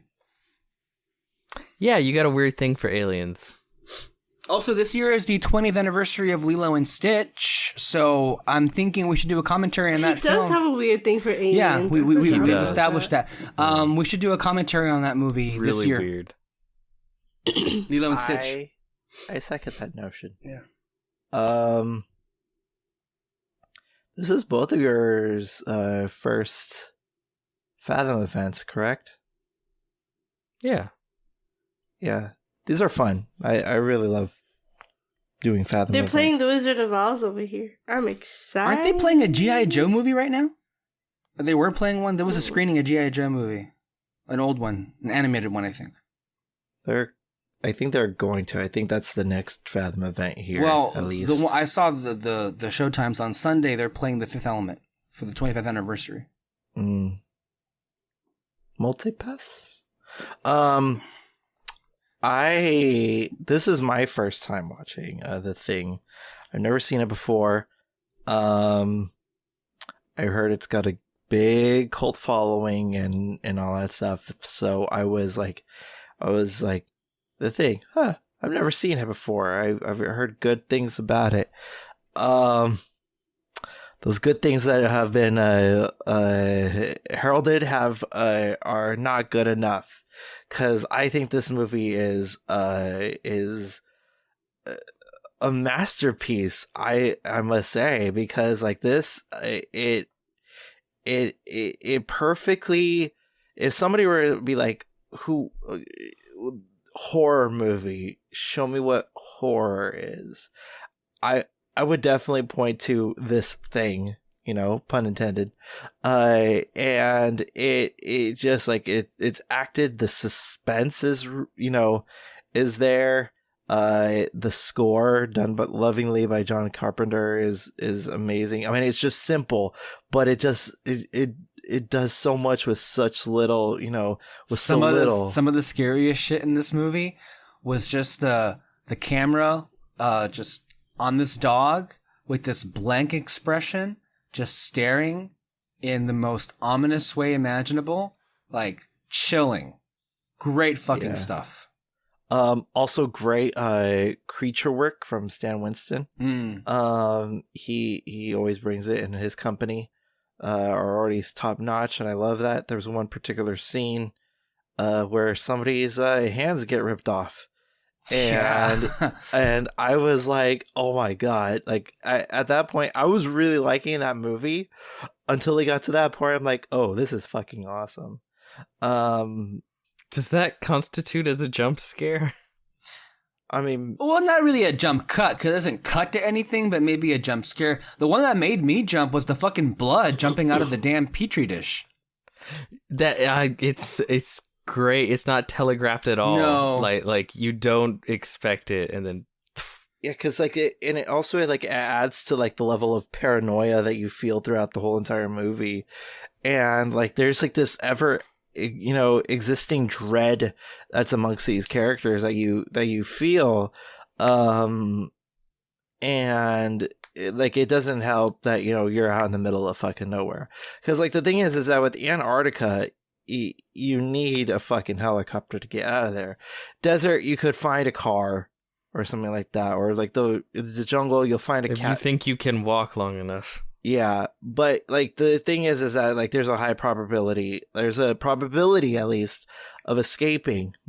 In the Antarctic, you're just there with the elements. So I think that really added to like the desperation of these characters of trying to figure out this entity. Also a good fact. I mean, like I was amazed with the title sequence. And like it's just it's beautiful. It's an absolutely beautiful film. I hate to sound like a pretentious motherfucker, but I'm gonna sound like a pretentious motherfucker here. They sure don't make them like they used to. And like, Nope. It's so impeccably done and all that stuff. Surprise a performance from Keith David. I had no idea it was Keith David. He's not. That's Keith David. He wasn't singing. Yeah, He wasn't that's it. He wasn't asking me to shake a poor sinner's hands. So I was like, oh shit, it's Keith David. And then also Kurt Russell. That man could do no wrong in terms of acting. He's amazing. My sister my sister pulled out when I posted the picture of the thing that I saw on Instagram, she pulled an obscure Guardians quote. Excuse me, I'm gonna take a whiz. Oh, Oh yeah, that's right. That's Kurt Russell. It's Kurt Russell. Yeah. But yeah, I think the fantastic fucking movie. What a way to see this for your first time, in the movie theater. did it strike anybody as hilarious that this is a scene where, at this point, the main sheriff guy was like suspicious and everybody was so paranoid, and they were trying to like gauge as to like who should hold the gun for like controlling everything, and the minute like Keith David went in, like, okay, I'll do it, every white man around him was like, no, don't give the black guy a gun. Like, didn't I? Like, it came off like it was. Well, I know it wasn't that. that's yeah, how it was funny. I at first I was like, hey, whoa, I know we're in a tense situation. You guys are gonna be racist about it. But then someone makes an offhanded remark about like he's too hot headed. Yes. So it was like that's the reason why they don't want him to have the gun. Yeah. But it's like, I don't know. That was really quick how they reacted. Yeah. So that was funny. So Peter, your thoughts on this movie? Pretty damn obvious. I love this movie. It's one of my favorite movies of all time. But I will say, for the unique experience of it all, even though I've seen this movie so many times, watching it in movie theater, it did feel like new again, right? Like the experiences was it made it unique enough where it felt like I was on the edge of my seat for a lot of the scenes that I knew the outcome to. Mm-hmm. And I do think that the theater experience helped that. It added to it because I've never seen it on a big screen, right? I never had that. That's why there's certain movies that I've always been like, man, wouldn't it be cool to like just see it in a movie theater? Because some of my favorite films of all time, I've never experienced that. I experienced it after the fact. Right. Mm-hmm. I saw it on HBO at like 2 a.m. Like that's when I saw the movies. There's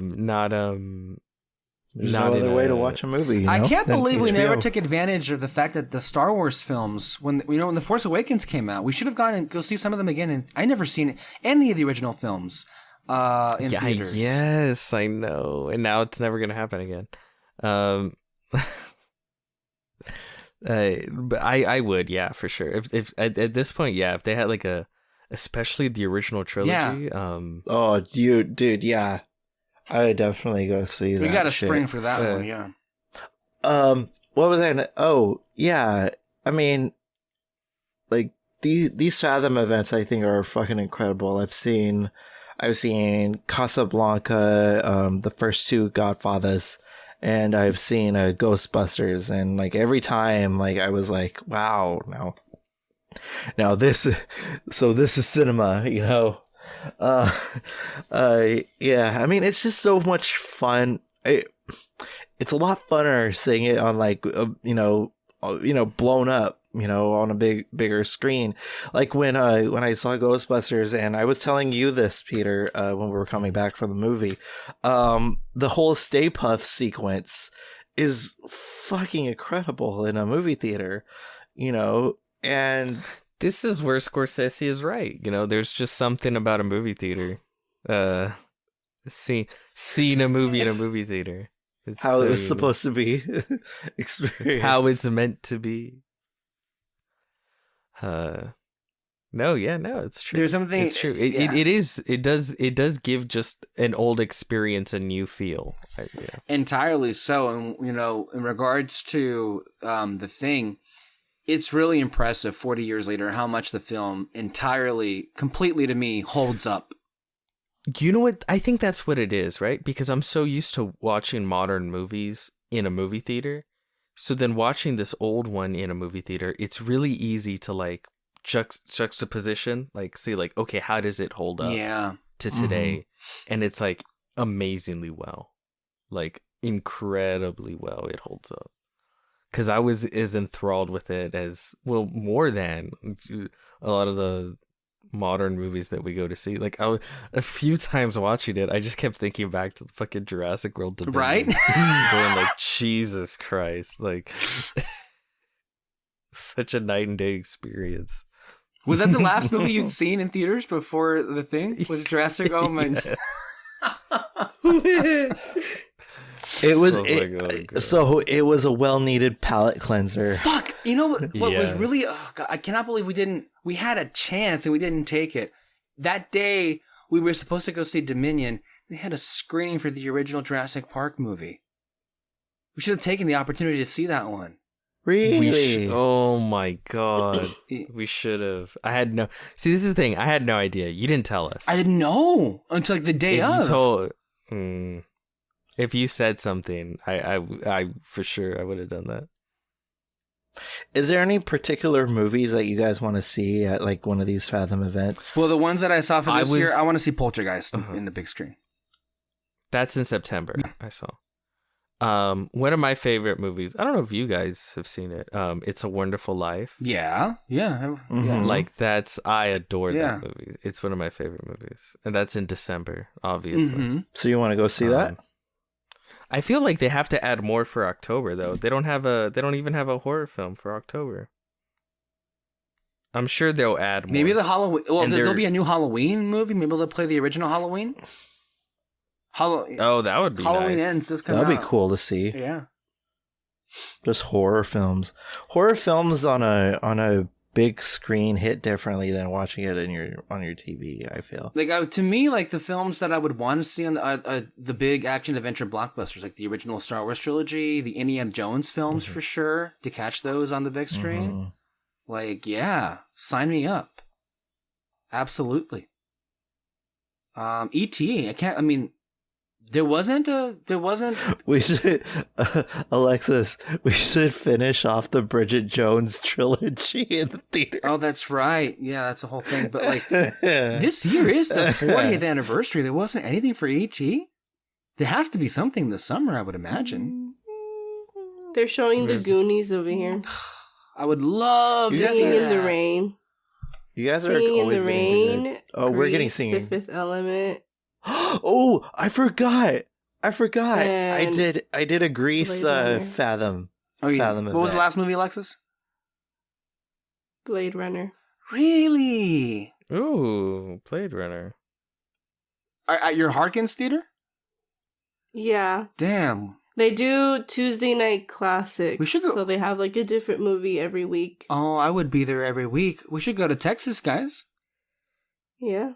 Yeah, we should They're visit doing Texas. well. The next one that I want to go see is The Wizard of Oz, and apparently they're gonna show bonus footage. Last year in October, they had The Evil Dead for its 40th anniversary. That would have been so cool. That was last year. God damn. Wow. Reservoir. I can't. Reservoir Dogs. Yes.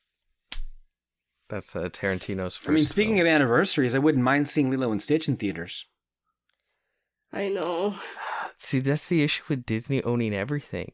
They don't do that. Fuck them.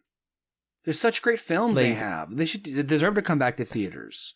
Like how they used If- to, because like the thing is that every 10 years they would release. This year is the 10th Sure, anniversary yeah. of the Avengers. Like, you think there would be something for that? If they You would would think- allow them to do Fathom event stuff, if they would throw on all the old animated features every once in a while, Yeah, like right? they used to. They For sure they people used would to. go. Yeah, they used to so many times. Remember Close Encounters? Well, why would they now if The they want only your the only Disney place Plus that they do it now subscription? is in El Capitan. That's in That's because Hollywood. that's theirs, isn't it? Yeah, that's their theater. That's the one they own. Eventually they have to buy up a theater chain. I'm telling you. It's I mean, gonna this wasn't a happen. Fathom event, but Kyle, we experienced the Rocky Horror Picture Show, the midnight showing. We did see the movie. Yeah. So Yeah, I wasn't invited. I can't. It's okay, me either. I wasn't in charge of the invitations.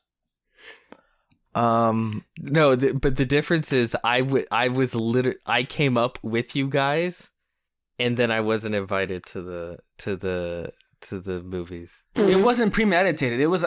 They dropped me off at Julio's at his dorm, Like a kid. and then they fucked off all night, and they didn't even tell me. No, this is a Yeah. misunderstanding. So you were. It's you were, not. That's you exactly were there what at the happened. apartment with Julio, and then Kyle. I was giving Kyle the tour of the university, and then at some Mm-hmm. point, Nettie and Eric arrived, and they were like, "Let's go see Rocky Horror." Okay, and then we just left. Yeah, but in your minds, it's like, oh, we left him I forgot you. because you guys were just Peter, supposed to. in that moment, you a didn't quick exist tour. to me. I didn't think of you. Clearly, I just we just left. clearly. Yeah, I know. I was there. I mean, I thought wasn't it- there with you or any of you guys. I mean, I was We in the figured door. we For figured. me- I'm sure, like you were fine with Julio. to me at least, I thought it was communicated to you.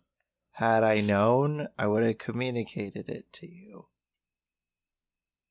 Thank you, Santa. I think that's an excuse. But then Kyle, we saw it with Nettie last year, Bridget Jones' Diary.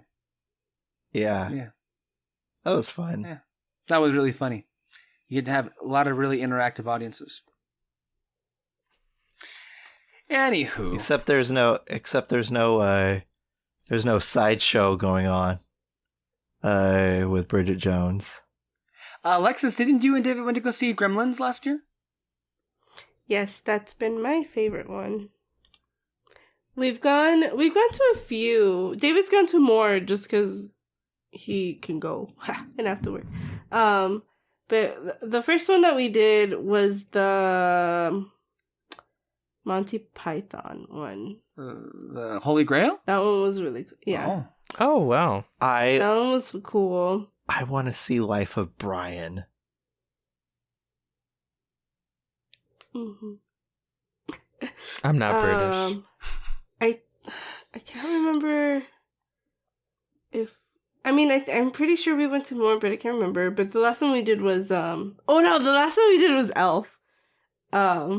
Really? Yeah, because I love Christmas and I love doing Christmassy stuff. And I started off my Christmas season by watching Gremlins in the theaters. Have you seen Well- It's a Wonderful Life? Yes, I have. Not in the movie theaters, but yes, I have. It's my favorite. Peter, isn't it hilarious how we forgot to mention in our Jurassic review, we watched it in fucking 3D? Oh Oh my my god, that's God. right. We Oh watched my it in God. 3D. He didn't want to You wait. poor- He didn't want to wait the half hour, so we just like, we'll just go into the 3D one. It was already like Wow. 9:30. It's a 2.5 I watched hour the first one movie. in 3D, the Jurassic World one. Oh, I remember they did a 3D re-release. That's when they were starting to do that, like a little bit after Avatar. Because I remember they were supposed to release all the Star Wars films in 3D, but they only got as far as the Phantom Menace. Well, 'Cause then Disney I bought think, it and everything, and Disney I was bought one of it, those that yeah. actually saw the Phantom Menace in 3D in 2011, I think. I was so mad because I didn't, but I was gonna wait until they Wow. got to the original trilogy, so I could finally watch it in the movie theaters. And then Disney just bought it up. They said, "Oh, Peter's watching. Stop everything." Yeah, probably. Yeah, Personal slight. it's because I knew Star Wars more than them. And, you know, they couldn't handle that. I mean, you've The Thing, go watch it. Support it at the box office. You know which one I would love to see at a movie theater? Hmm.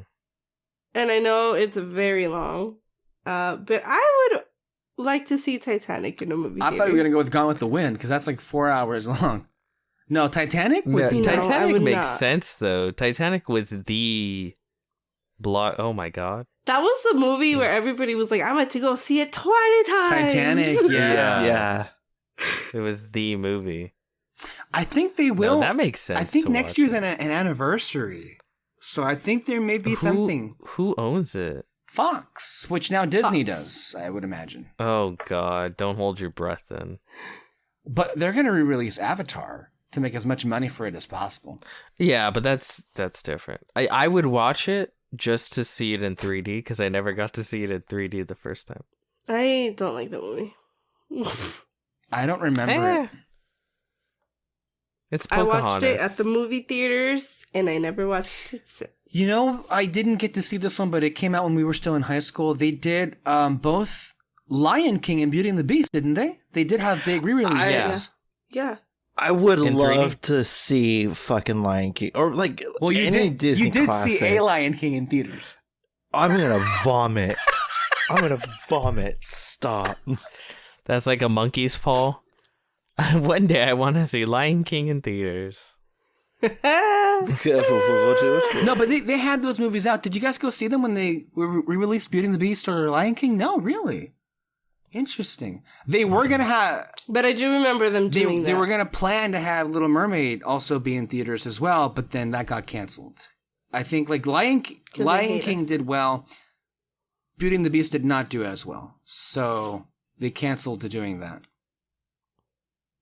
It's okay. We're gonna see. Because they saw how much money they were making, so they were like, you know what? Let's just remake them. Oh God, fuck me. You're right. Mhm.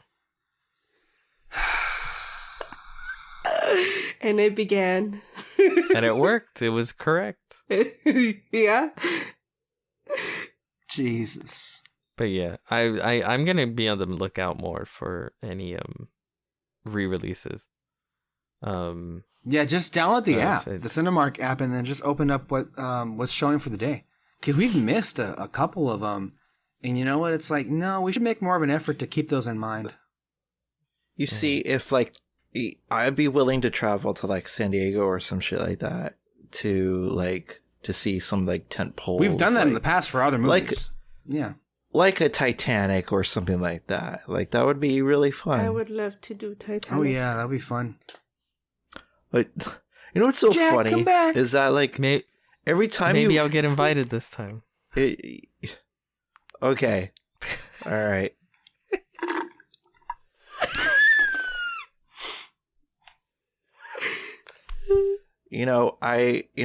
Holding things against other people like that. I expect that to be an Alexis thing, not a Peter thing. Well, people can surprise you. And they can also Right. disappoint you all the same. I know that very Mhm. well. Yes. Like Mhm. the idea that Kyle actually enjoyed the Minions trailer and laughed at it twice. Can you believe that, Alexis? Oh, He said that he no. he liked and laughed at the Minions Rise of Gru trailer. That horrible crap with the damn like Minion stewardesses in the airplane and it came crashing down. Peanut. He laughed at a Minion saying peanut.